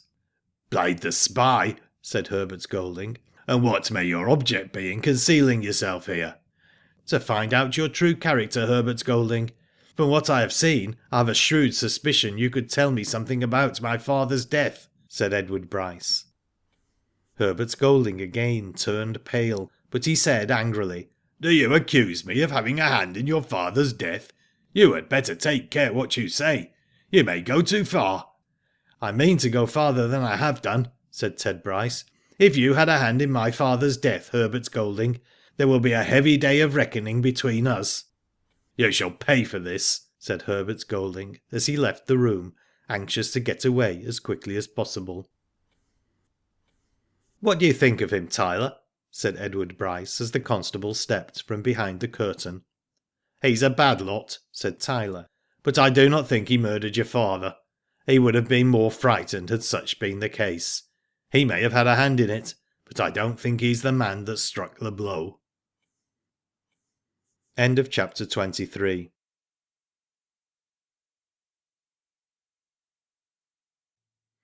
Chapter 24 of Who Did It by Nat Gould. Tried and convicted. The trial of Eli Spence and his mates took place at Darlinghurst before the Chief Justice of the colony. It was regarded as an important case, and the Crown was anxious to secure a conviction. During the shearing season, there had been several acts of incendiarism, and as the culprits had escaped each time, the conviction of Eli Spence and the other men was eagerly sought for. The prisoners had no grounds of defence. They were caught red-handed at Munda, and Edward Bryce, Wyndham Hanworth, Wideawake, Sergeant Tyler, and others testified to the men in the dock having committed the outrage. There had been some difficulty about Wideawake's evidence. At first he had declined to give his real name, but eventually he said he was known many years ago as Joel Chester. When Eli Spence heard the name, he was evidently surprised. He looked as though he had heard it before. To no other man present did Wideawake's acknowledgment that his name was Joel Chester convey any meaning, but Eli Spence recognised it. Wideawake looked straight at Eli Spence as he gave the name of Joel Chester, and saw him start. On behalf of the prisoners, Tom Dow gave evidence. He said what he could in their favour, but it amounted to very little. He had to acknowledge the men were not in the shearers' camp at the time of the attack on Munda. Mrs. Warden also gave evidence as to the prisoners being at the Kangaroo, and stated that she did not think they would have had time to reach Munda. She was severely cross-examined, and before the legal gentleman had done with her, she heartily wished she had never left the West to come to Sydney. The jury were not long in coming to a decision. Their verdict against all the prisoners after a quarter of an hour's consideration was one of guilty. The Chief Justice, in sentencing the men, gave his opinion of the desperate nature of their crime, which, he said, tended to alienate any sympathy that might exist for the shearers. He pronounced Eli Spence to be a dangerous ruffian who would not stop at murder even to gain his own vile ends. Such a man was a standing menace to the maintenance of law and order, and life and property must be protected from such men. He sentenced Eli Spence to 14 years penal servitude, and the other prisoners, who had evidently been led on by Eli Spence, to 10 years each. Such exemplary sentences had their due effect, and although severe, the general feeling was that it served them right. The prisoners were staggered when they heard the sentences, and Eli Spence muttered something to the effect that he would like to see the judge struck dead on the bench. But there was more to follow this trial in the case of Eli Spence. Sergeant Taylor had seen the effect the mention of Wide Awake's name had upon Eli Spence. He saw Wide Awake when the prisoners were removed from the court, and requested him to give him Eli Spence's reason for being startled at the name of Joel Chester. At first Wide Awake was reticent, but after some persuasion he said that his brother, Joseph Chester, had been mixed up in a case of robbery in San Francisco, in which Eli Spence had been ringleader. To shield his brother, and more especially to save the family name from disgrace, Wide Awake, who was very much like Joseph Chester, had permitted himself to be arrested in his stead. Eli Spence, who was in the police at the time, was discharged from the force owing to some irregularities on his part, and managed to leave the country before his connection with the bank robbery was discovered. Wide Awake, as he may still be called, communicated with his brother Joseph Chester, who also left San Francisco. At the trial, the evidence against Wide Awake, who gave an assumed name, was not sufficient to convict him, but he felt keenly the disgrace that had been put upon him, and he resolved not to disclose his real name again. He said that he should not have disclosed it at the trial, but he could not resist the temptation to see what effect it had upon Eli Spence, and, moreover, he had heard his brother was dead. "But why did you stand your trial in place of your brother?" said Sergeant Tyler. "Because he was young, and had been led away by a lot of scoundrels, and I wished to give him another chance," said Wide Awake. "And did his conduct after this justify what you had done for him?" asked Tyler. "No, I'm sorry to say it did not," said Wide Awake, "but I can say no more on that subject. The name of Chester was not branded with infamy in the bank robbery case, but since that time, owing to my brother's actions, I have been ashamed even to own to myself that my name was Joel Chester." "Do you still think Eli Spence had a hand in Henry Bryce's death?" asked Tyler. "Yes, I know the man well. When he heard my name was Joel Chester, he understood that I had known about his past life in San Francisco." "But what connection has Eli Spence's life in Frisco to do with Henry Bryce's death?" asked Tyler. "You heard my story at Munda," said Wide Awake.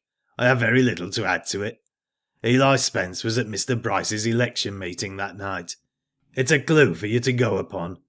The manner in which Henry Bryce met with his death is mysterious, and resembles the method used by Eli Spence and others of the Highflyer gang in Frisco." Sergeant Tyler thought for a few moments and then said, "I must see Eli Spence before he leaves Darlinghurst. I would try and see him now." Wide Awake said, "What do you propose to do?" "A little plan of my own I want to work out, if they will let me." Sergeant Tyler left Wide Awake and went to the governor of the jail. What passed between them need not be related. It suffices to say that the governor said at the conclusion of the interview, "It's a clever plan, Tyler. If it succeeds, you will beat the detectives on their own ground." Sergeant Tyler went straight from the jail to Wyndham Hanworth's studio, where luckily he found not only the artist, but Edward Bryce. "You here, Sergeant?" said Ted Bryce in surprise. "Yes, I've come to borrow the painting of Herbert Golding. The first one, I mean," he said. "Whatever do you want it for?" asked Ted. "I'm going to bait a trap with it," said Tyler. "Explain what you mean," said Ted Bryce. "Don't talk in riddles." "I've just left the governor of the jail," said Tyler. "My plan I have explained to him, and he thinks the idea clever. It might not be fair in an ordinary case, but in a matter of this kind it is admissible. I want that picture to confront Eli Spence with." Ted Bryce and Wyndham Hanworth looked at the constable in amazement. "Will you permit me to take it to Darlinghurst?" asked Tyler. "Certainly," said Wyndham. "But what has Eli Spence got to do with it?" "Listen for a few moments and I will explain," said the constable. "My idea is this. I may be wrong, but it is feasible. Herbert Golding, we think, knows something about the murder of your father, Mr. Bryce. We saw how startled he was when he looked at that picture, and also how he collapsed when Mr. Hanworth alluded to the murder. Now from this I gather that if Herbert Golding did not commit the deed, he may have seen it committed." "Yes, yes," exclaimed Ted Bryce excitedly. "Go on, Tyler. I fancy I see what you're driving at." "If Herbert Golding saw your father murdered," said Tyler, "he would probably look as horrified as he does in that painting. Now, presuming Eli Spence murdered your father, mind, it's only a supposition on somewhat flimsy evidence, and he encountered Herbert Golding afterwards, he would recognise the portrait as that of the man who had seen him commit the deed.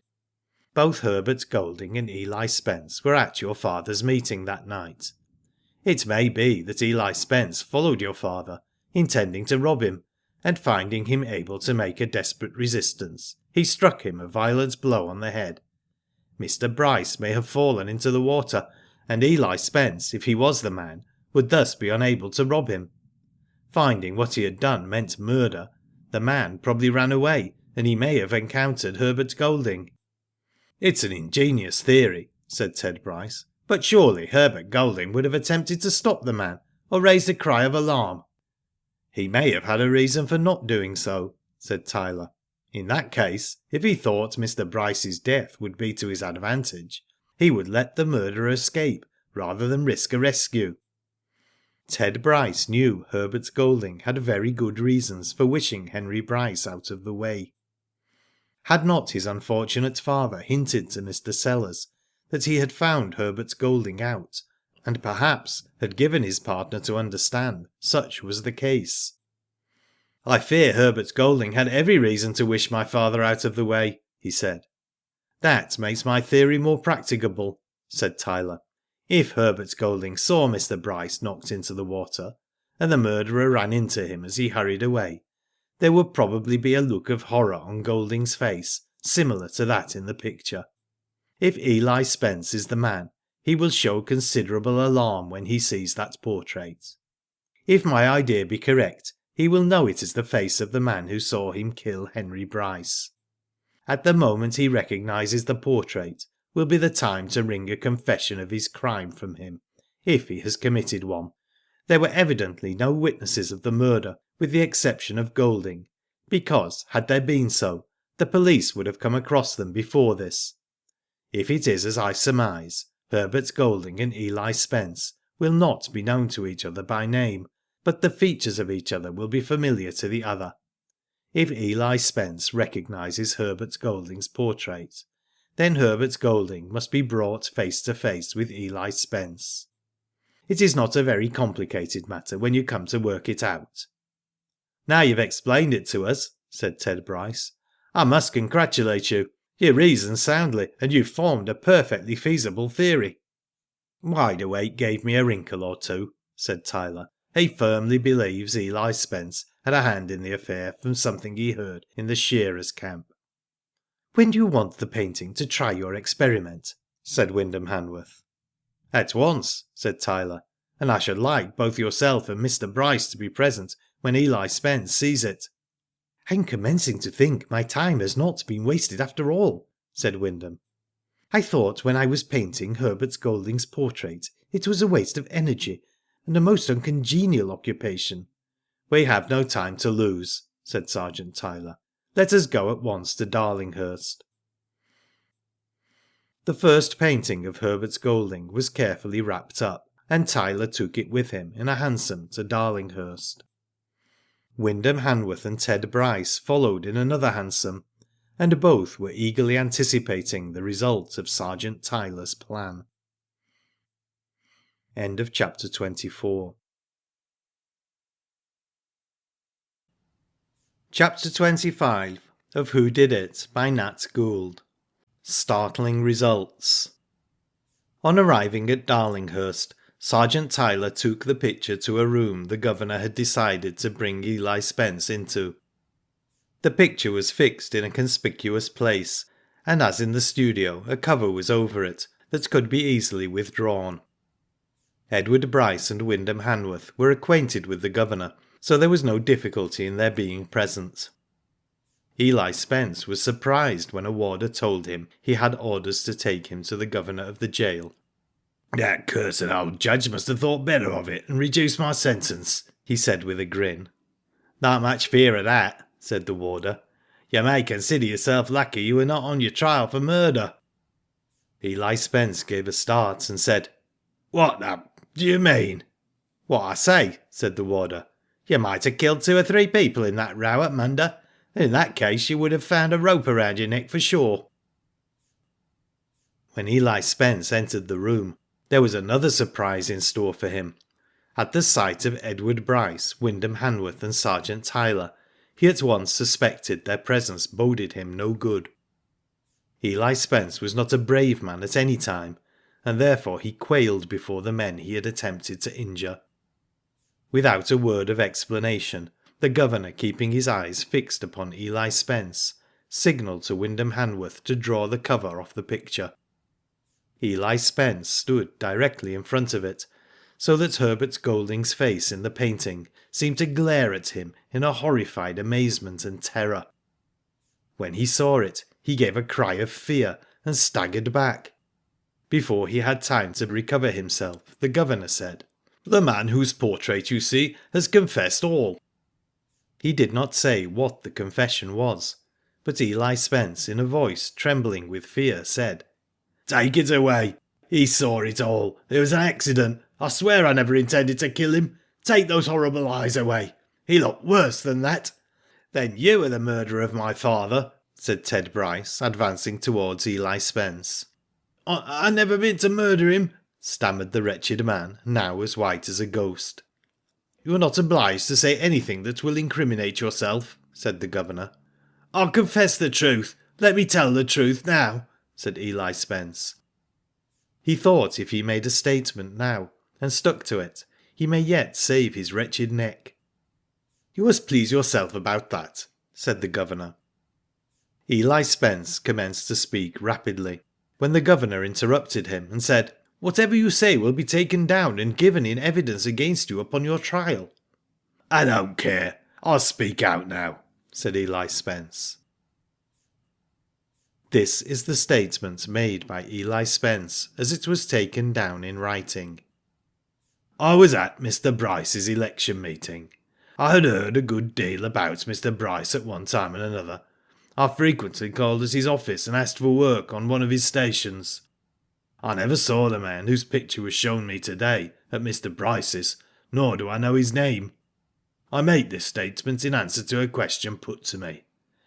Mr. Bryce gave me money once or twice, but when he found out I had been mixed up in the shearing disturbances last season but one, he declined to give me more help. I'd no grudge against him for this, but I heard when he went to his election meeting he was generally alone on his return home. I thought he would have money on him the night I went to his meeting, and I meant to threaten him, if I got a favourable chance, until he parted with some coin. When he left the meeting, I believe he went out with the man whose portrait I have seen. At all events, I saw them conversing. When Mr. Bryce was alone, he walked quickly, as though he was going to catch the ferry boat. He had some distance to go, and I followed him. He had to pass a dark spot near the harbour, and it was late, and I saw no people about. I went after him and called out quietly, 'Mr. Bryce, Mr. Bryce.' When he turned round he did not at first recognise me, but no doubt thinking it was one of his supporters, he came up to me. He then recognised me, and I could see by his face he thought I was up to no good. 'You here,' he said. 'You scoundrel, be off or I will call the police.' I did not hesitate then. I knew he would do so. I caught him by the throat and said, 'Hand over your money and I'll let you go.' He would not give in, but caught me round the waist. He was a strong man for his age, and we had a desperate struggle. I saw we were nearing the water's edge, and I endeavoured to get loose from him, but he would not let me go.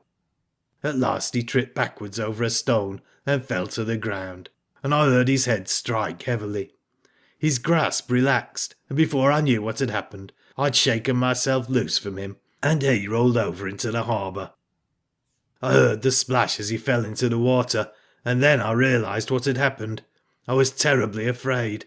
I could not swim, or I should have tried to save him. I never intended he should come to harm in that way. I stood dazed for a few moments, and then ran off, intending to call for assistance. I'd not gone a dozen yards before I ran into a man, and from the expression of his face, it was exactly like that in the picture. I knew he must have seen everything. "Who is it?" said the man with a gasp. "Mr. Bryce," I answered. "Save him, I can't swim." I hurried on. I was too terrified at the thoughts of what I had done, and the consequences to me if discovered, to pause for a moment. Where I went that night I hardly knew, but next morning I made my way up country, and as I had a little money with me, I got to the Burke district and then joined the shearers' camp. I never knew what had happened until I got hold of a Sydney paper with an account of the inquest in it. I then commenced to wonder who the man was that I had seen when I ran away, and who I knew must have witnessed the struggle.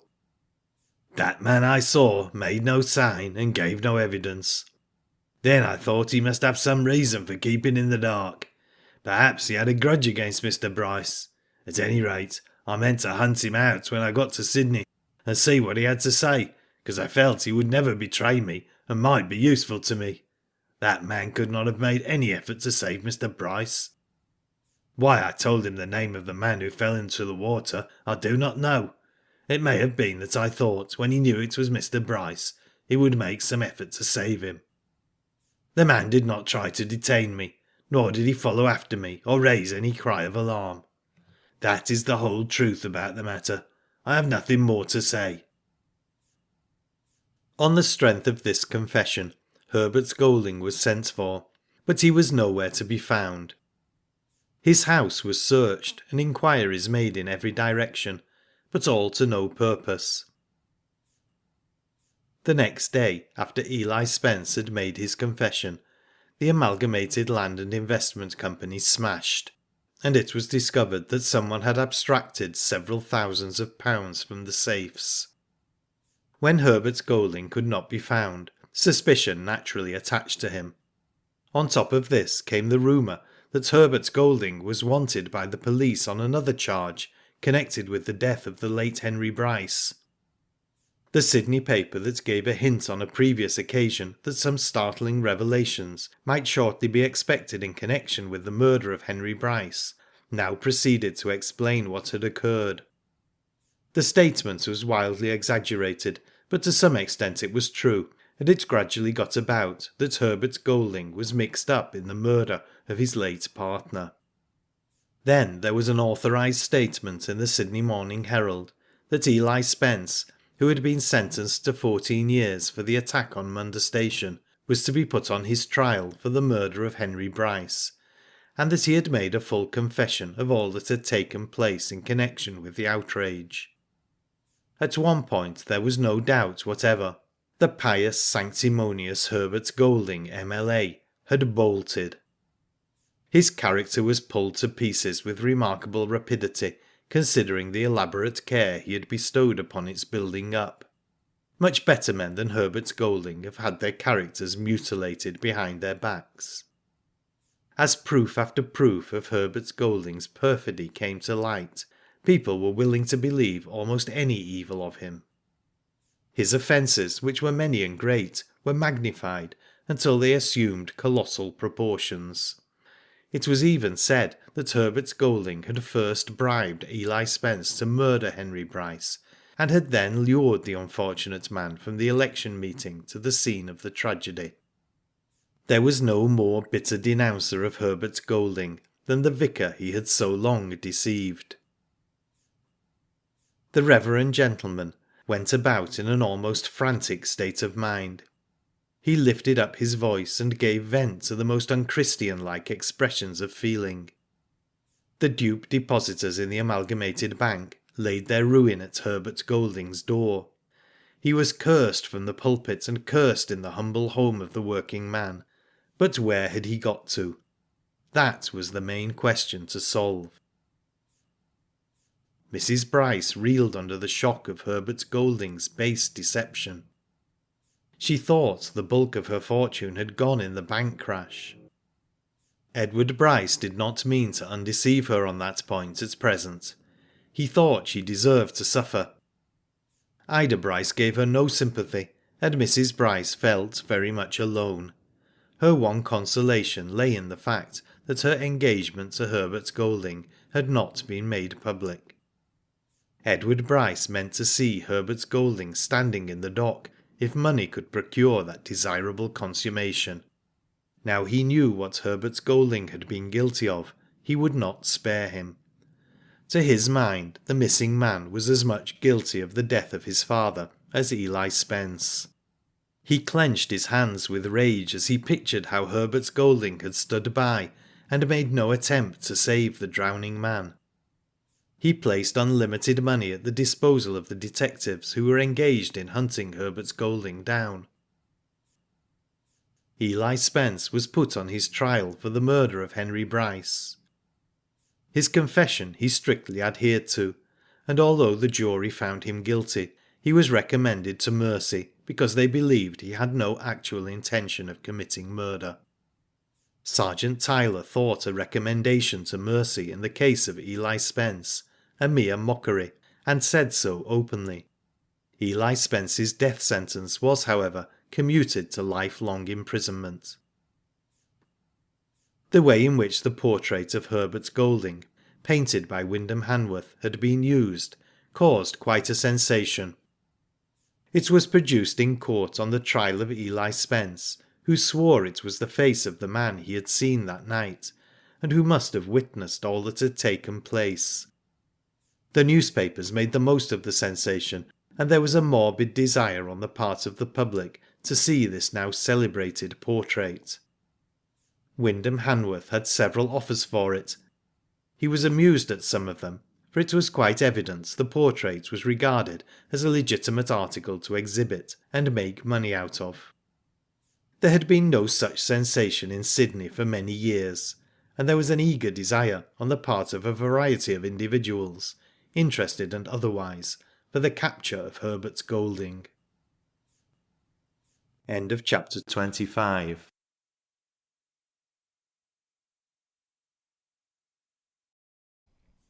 Chapter 26 of Who Did It by Nat Gould. The Ghost Wins.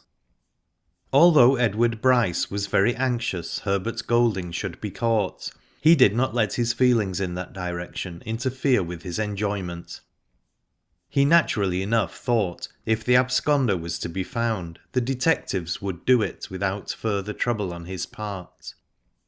Much of his time was spent with Flora Hanworth, and in her society the gloom cast over him by recent events was dispelled. Edward Bryce, as before stated, was not a city man. He loved the country, and Flora Hanworth was quite willing to make her home with him at Munda or anywhere else he chose. She loved him dearly, and to her it mattered little where she resided, so long as he was with her. Ida Bryce would not leave Mrs. Bryce now she was in trouble. Although she did not sympathise with her stepmother, she pitied her. Mrs. Bryce, when the first shock was over, thought more of the loss of her money than of her intended husband. She knew she was the dupe of a scoundrel, and the thought was bitter to her.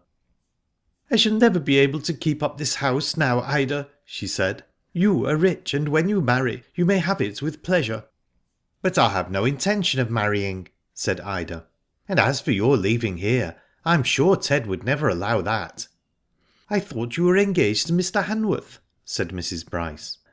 "Indeed," said Ida. "Then you are mistaken. Mr. Hanworth has not even made love to me, so I fail to see how I can be engaged to him." "But I know you like him, Ida," said Mrs. Bryce.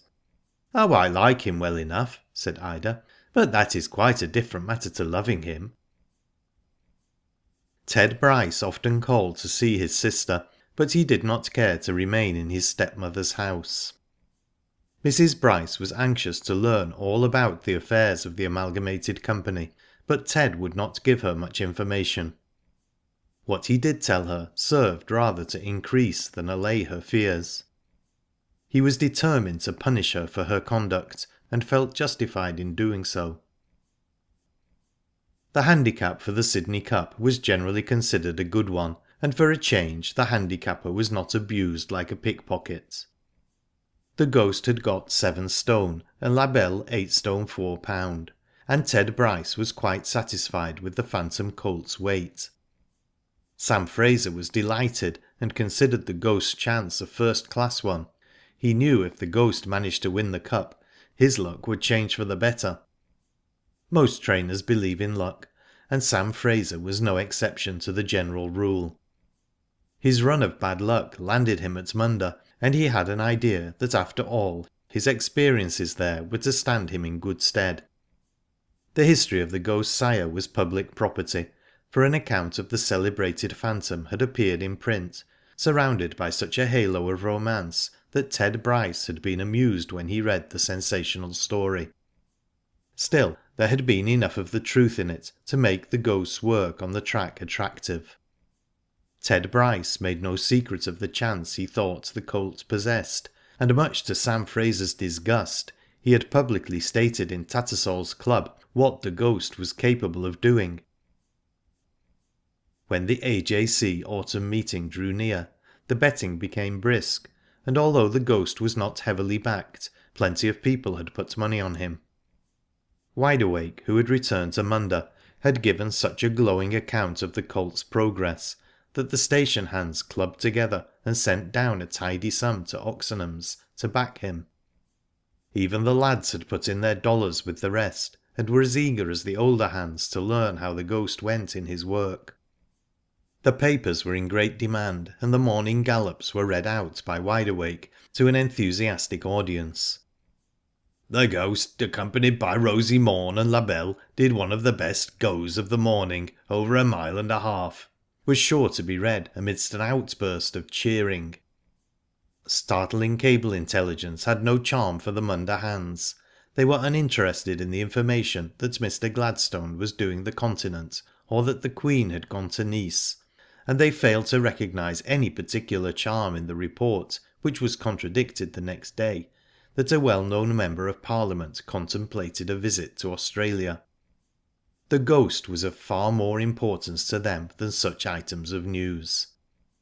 Ted Bryce had the natural enthusiasm of a true sportsman to see his horse win, and although he did not bet heavily, he was perhaps more interested in the result than others who plunged. It was a glorious autumn day when the Sydney Cup was to be decided. It was Easter time, and the holiday makers were in great force at Randwick. Thousands of people were present, and it was evident the Cup was going to be an exciting and well-contested race. Wyndham Hanworth seldom visited a racecourse, but he went with Ida Bryce, his sister, and Ted Bryce to see how the Ghost would run.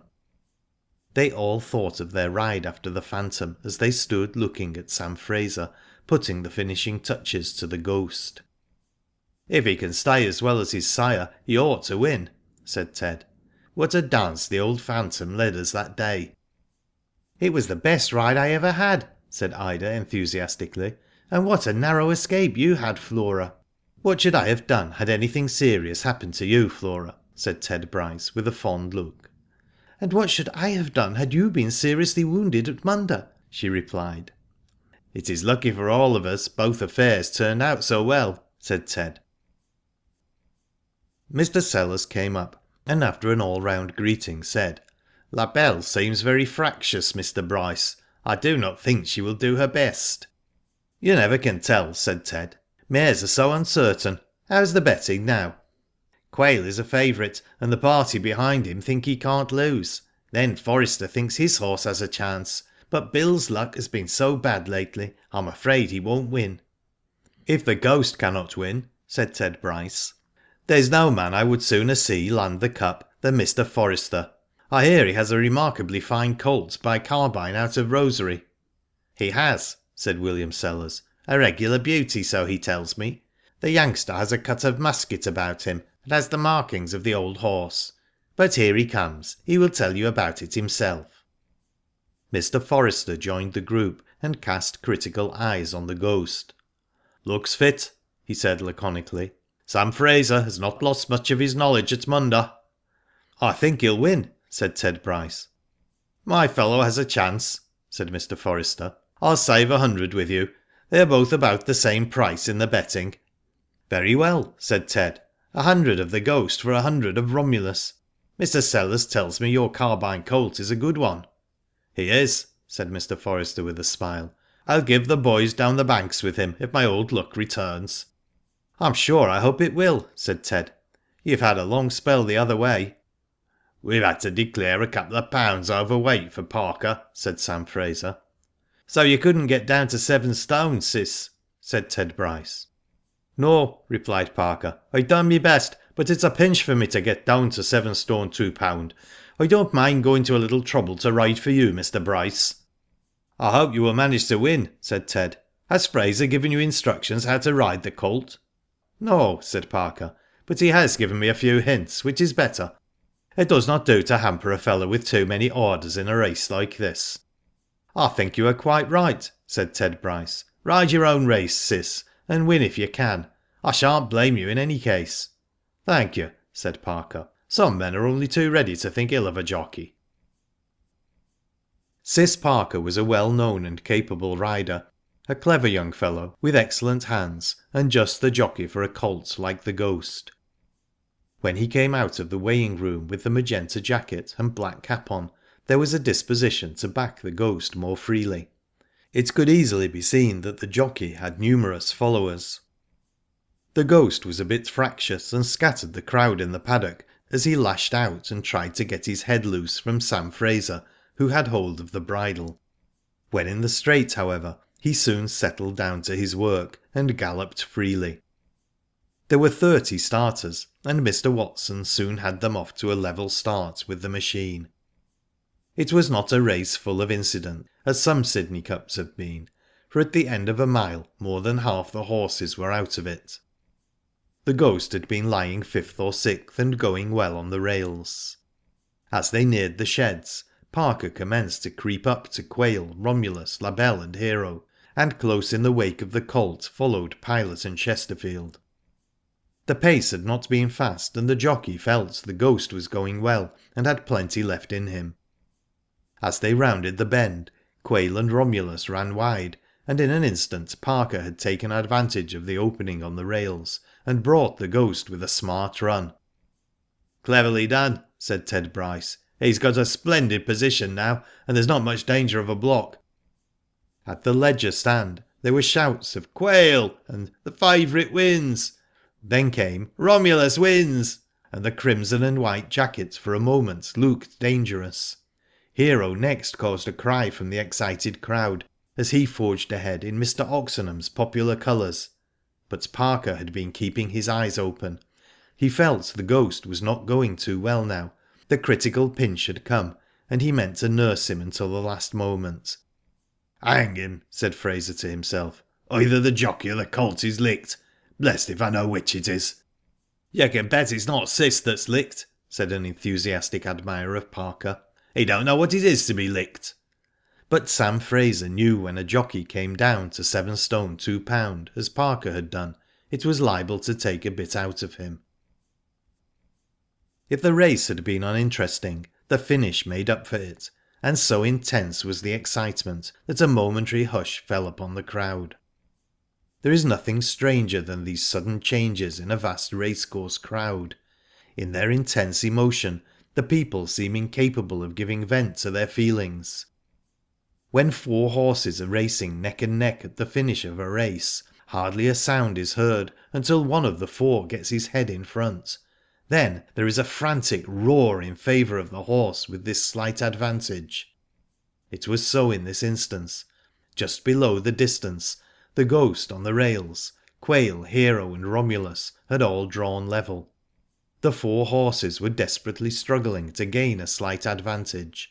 It was a battle royal worth seeing. 4 heads level, necks outstretched, nostrils wide, eyes glowing fiercely with excitement, and every nerve and sinew trained to endure, strained to the utmost tension. 4 jockeys, all adepts in their profession, riding these horses with consummate coolness and judgment. The least mistake, each jockey knew, would be fatal. The slightest move too soon, and defeat would certainly follow. And so these 4 horses and riders came on towards the judge's box. Quail faltered, and his jockey had to ride him. He fell back a stride. Hero reeled and had to be straightened, and Romulus's rider felt the time had come. Parker saw everything that happened in that brief moment. He saw Quail falter and Hero roll, and then with joy he saw the rider of Romulus raise his whip. Still as a mouse sat Parker on the Ghost. He was riding a splendid race. He felt he should just get the colt home. He dared not move. He knew the excited crowd would think he was throwing the race away. He knew the public would much rather have seen him riding for dear life, and, as they thought, getting every ounce out of the colt under pressure.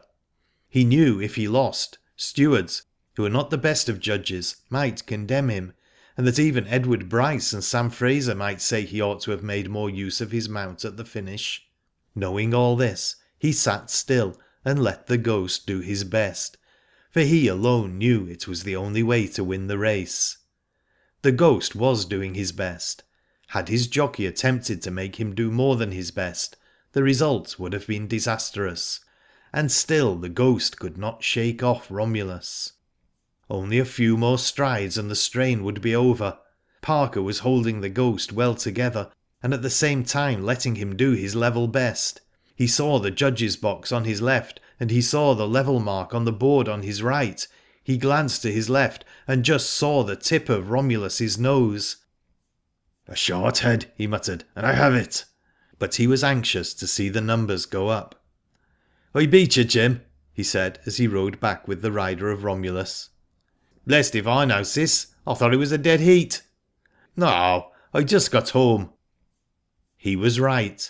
The clerk of the course rode up to the Ghost, and then Sis Parker knew he had won the race. End of chapter 26. Chapter 27 of Who Did It by Nat Gould. After the victory. The Ghost's win was popular, although the horse was by no means a favourite. Racing men, however, are not slow to recognise the win of a horse whose owner is known to be a straight goer. "Just my luck," said Mr. Forrester as he met Ted Bryce going across the paddock to see his horse rub down. He was a man who could take a defeat as well as a victory. "I can't say I wish you had won," said Ted Bryce with a smile, "so I will say better luck next time." "I hope so," said Mr. Forrester as he moved on to look after his own horse. "What sort of a ride had you?" said Ted Bryce to Parker. "Not an easy one at the finish by any means," was the reply. "I only just got home. I had to nurse him all down the street. He's a real good colt. I should not be at all surprised if there was a Melbourne Cup in him."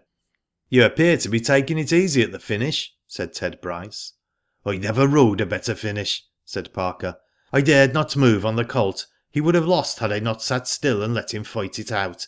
The colt was doing his best. He could do no more." Sam Fraser was elated at the win, and felt his luck was in. It was amusing to see how he smiled upon the other trainers. He had his turn now, and chaffed them unmercifully.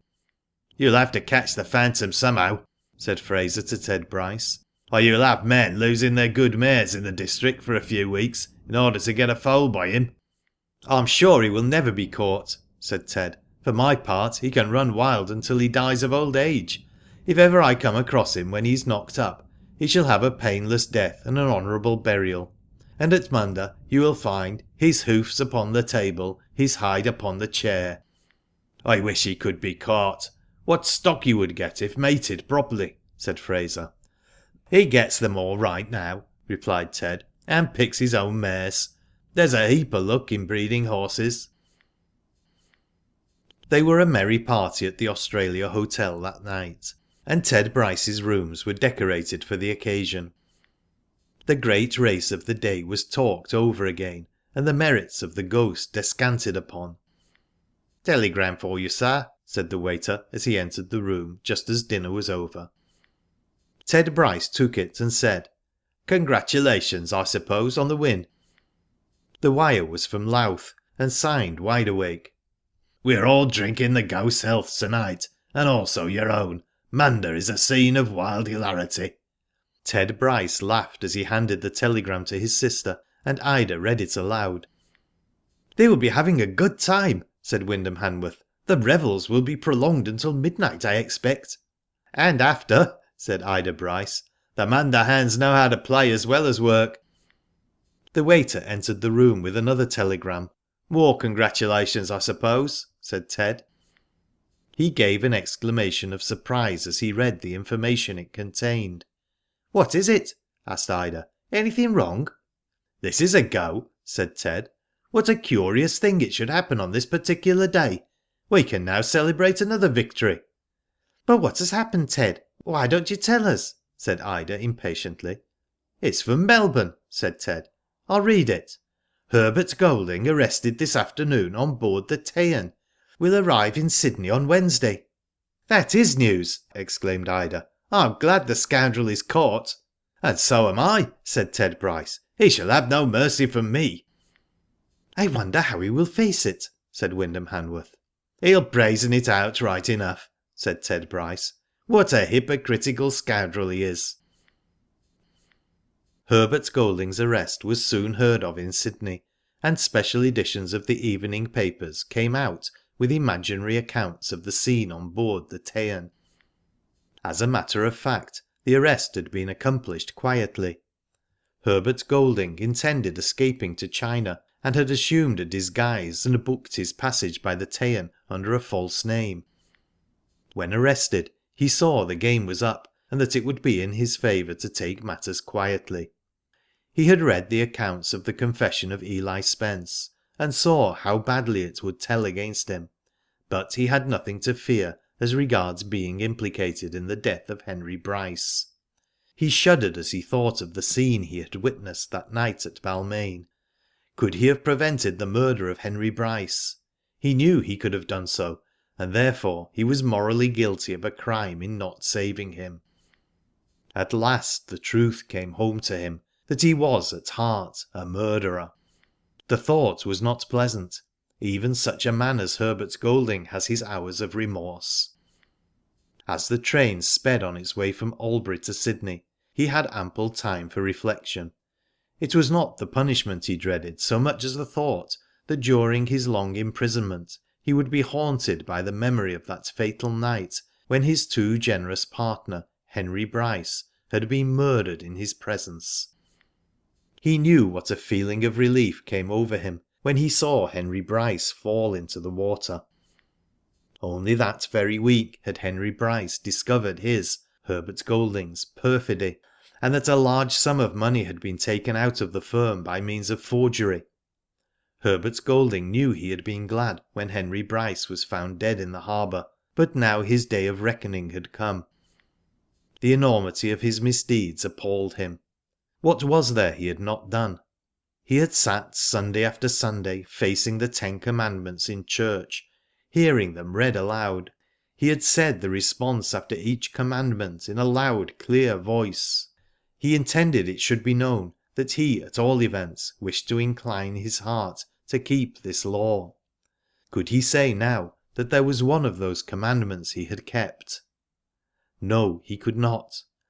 "Thou shalt not steal." He had stolen. He had borne false witness. He had murdered in his heart, and he had coveted his neighbour's wife. He had worshipped an idol he had set up, and that idol was himself. He had cloaked his sins with religion. He had desecrated the church by his presence within it. Ted Bryce had said Herbert Golding would brazen it out. He was mistaken. When Herbert Golding left Melbourne, he felt he could brazen it out. At that time he was 500 miles away from Sydney and the people he had wronged and deceived. But as the train drew nearer and nearer to the scene of his iniquities, his brazen courage, if it can be called courage in such a man, forsook him. As every mile left behind took him onward to Sydney, he feared the ordeal that lay before him. It was not repentance for his crimes he felt. Had he been able to escape, he would have done so, and lived a life of deception and hypocrisy elsewhere. But there was no chance of this. He could not escape alive. What he feared was facing the crowded court, and the eager faces glaring at him and demanding justice upon him. He dreaded to face the men he had deceived with his canting phrases and mock morality. He dreaded facing the sneers of men who had held subordinate positions to himself in the commercial world. He pictured to himself the utter contempt in which all these people would hold him, and point at him as a sneaking, hypocritical thief. He could not face that ordeal. He must escape, even if he had to take his life. He was a coward to the bitter end. He dared not face the consequences of his own misdeeds. When the train stopped for the passengers to have breakfast, Herbert Golding asked the detective who had charge of him to join him at that meal. The detective saw no harm in this, and they went into the breakfast room at the station. Herbert Golding chatted freely with the man, and seemed quite at his ease and reconciled to his position. The detective also talked to the man who sat on the opposite side of him, to his prisoner. He did not see Herbert Golding quickly slip a knife up his sleeve. When they left the room, Herbert Golding walked up the platform with the detective towards their carriage. He was not handcuffed, as the man in charge of him did not consider this to be necessary until they reached Sydney. As they were passing a waiting room, Herbert Golding suddenly rushed inside and slammed the door in the astonished detective's face. The detective at once made a dash at the door. Behind that door, with his back against it and the lock turned, stood Herbert Golding. In an instant he slipped the knife down his sleeve and, grasping the handle with tremendous force, drew the blade across his throat. The detective forced open the door. Herbert Golding fell face forwards, and the knife turning as it fell with him, and the handle striking the floor on end, the blade ran into his chest. The detective, seeing what had happened, left his prisoner and rushed onto the platform, shouting for a doctor. There happened to be a medical man in the train, but he had no desire to be left behind. "What is it?" he asked, with his head out of the carriage window. "Man cut his throat in the waiting room. Come quickly or he'll bleed to death," said the detective. "I shall miss my train," said the doctor. "No, you will not. They will wait for you," replied the detective. With protestations on his part, the doctor got out of the carriage and hurried along the platform. The train was detained to see if the injured man could still be taken on. The doctor quickly saw there was no hope for Herbert Golding, and he was not at all well pleased when the train departed, leaving him there. Herbert Golding did not speak again. He had taken the law into his own hands and passed sentence upon himself. The wound in his chest was a fatal one, as the knife blade had pierced his lung. The throat was terribly lacerated, the knife having been worn at the point and blunted towards the haft. He died the same night, and the detective had to convey a dead prisoner to Sydney. Herbert Golding's suicide, people said, was in accordance with his mode of living. He had been a cheat all his life, and now he had cheated his victims, who would much have preferred seeing him alive in the dock. Edward Bryce was astonished when he heard the news. He took it differently to most people. He had meant to have a day of reckoning with Herbert Golding, but now the man had taken his own life, that was impossible. "He's dead," said Ted Bryce to Wyndham Hanworth, "and therefore he's given a life, for he was morally guilty of my father's death. Now I come to think it over, I'm glad this has happened.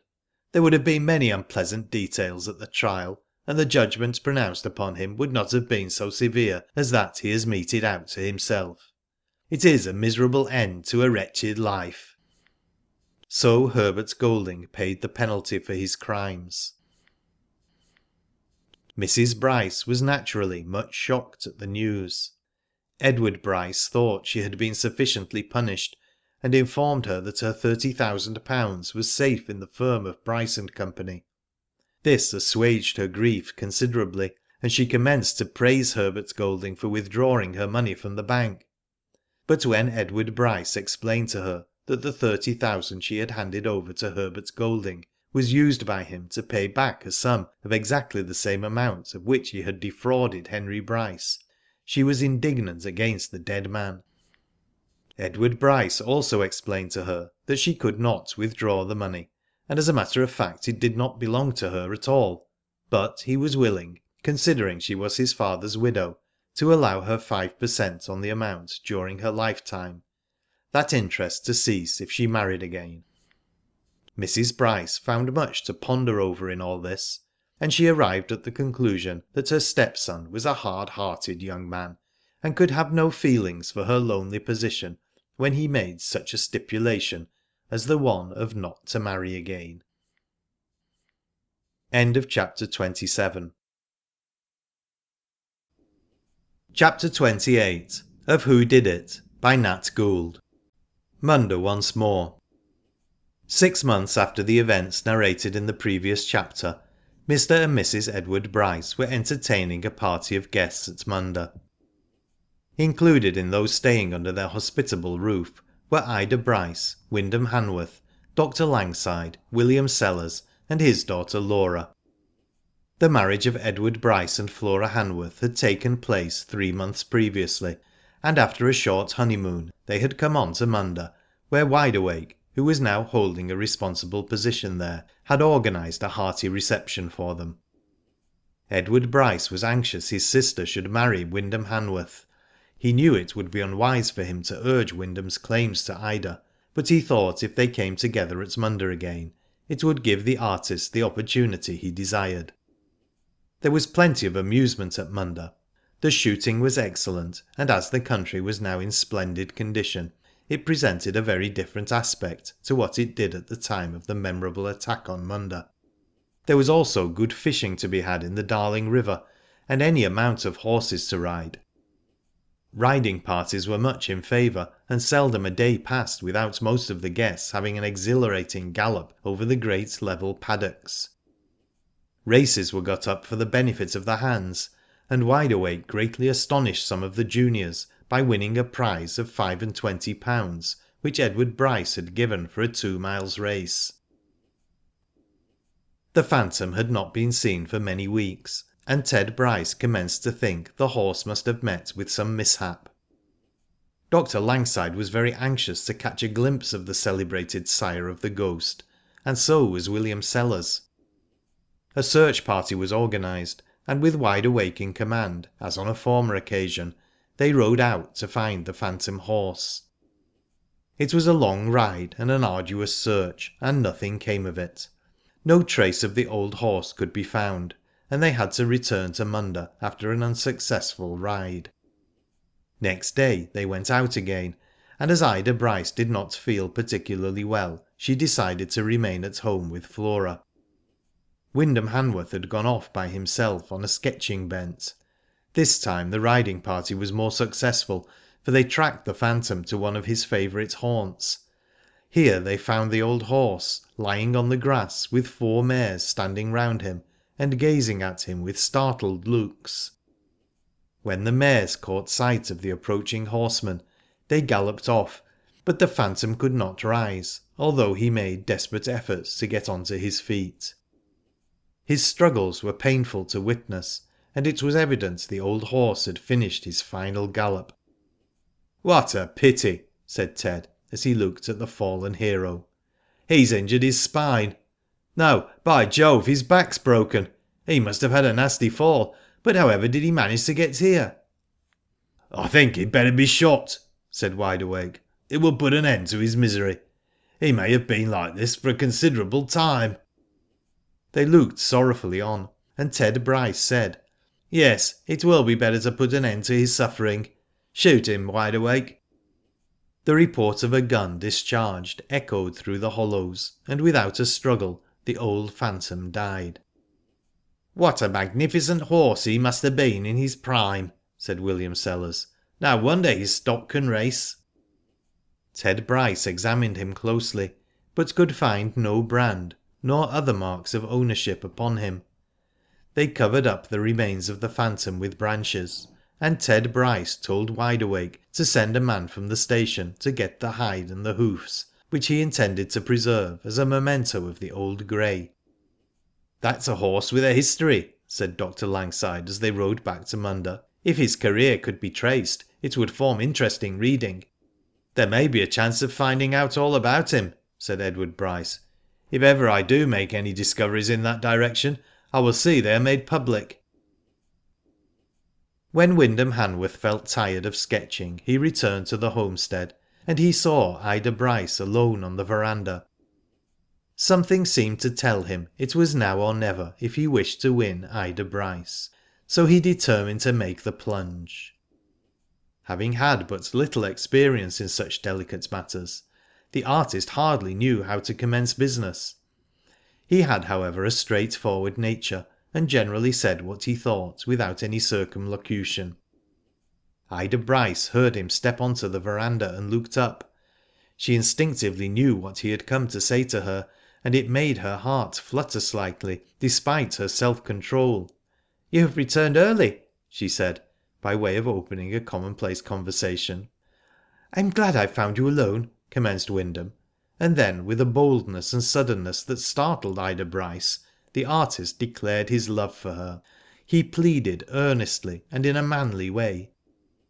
There was something masterful about him that attracted Ida. She thought she had never seen him look so handsome or heard him speak so well. She had long liked Wyndham Hanworth, and now she knew that liking had developed into love.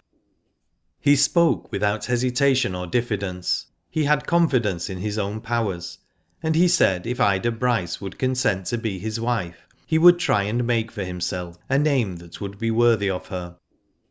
And when Ida Bryce replied, she spoke openly and truthfully.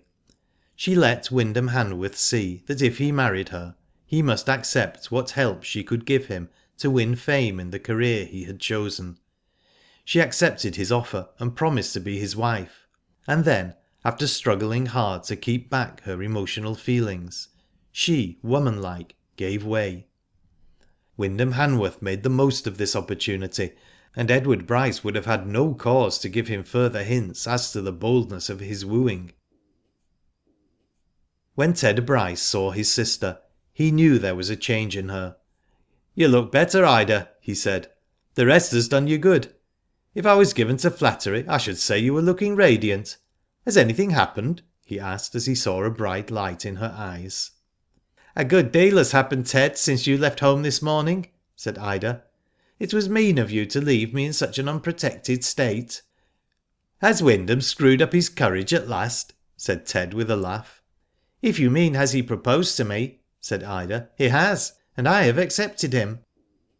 Ted Bryce kissed her fondly, and said he knew she would be happy with his friend. Flora Bryce soon saw her brother was in very high spirits. "What has pleased you so much today, Wyn?" "I'm the luckiest man in the world," he said. "Ida has consented to be my wife." Flora Bryce was as delighted almost as her brother at this good news. "No use keeping it a secret," said Ted Bryce, and forthwith he proceeded to enlighten his guests as to what had taken place during their absence. "I call it real mean of Wyn to go and steal my sister during our unavoidable absence," he said. "You don't suppose we required your presence as a spectator of the interesting proceedings?" said Ida with a smile. "Not if you were as enthusiastic as the usual run of lovers," said Ted. "I should never feel I was engaged if Wyndham had proposed to me in an off-hand manner on a railway station platform," said Ida with a glance at Flora.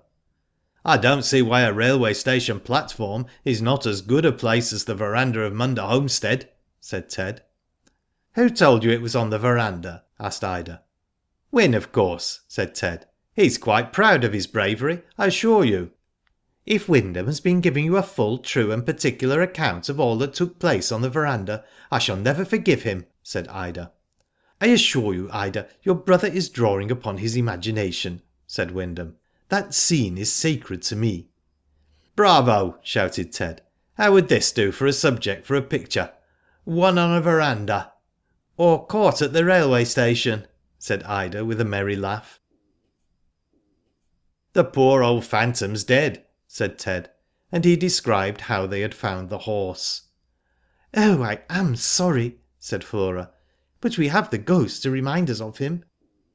That night Wyndham Hanworth and Edward Bryce had a quiet chat together. "And when is the wedding to be?" asked Ted.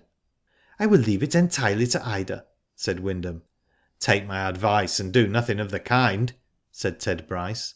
"Choose the date and stick to it." "But will Ida like that?" asked Wyn. "Ida is a sensible woman, and will like what you like," said Ted. "Then the sooner the better," said Wyndham. "I agree with you heartily," said Ted. "Get it over quick and settle down into a quiet married couple like Flora and myself." "I mean to work hard," said Wyndham.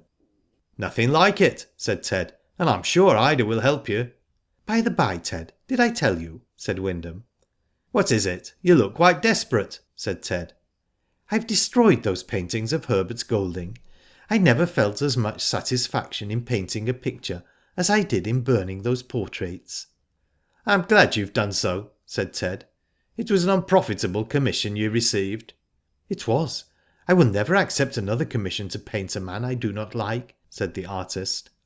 "You'll have no necessity to do so now, Wyn," said Ted Bryce. "Thanks to Ida, I shall not," said Wyndham. "We are lucky men, Wyn," said Ted. "We are," said Wyndham Hanworth. "I have won Ida." "And I have won Flora," said Ted Bryce. End of chapter 28. End of Who Did It by Nat Gould.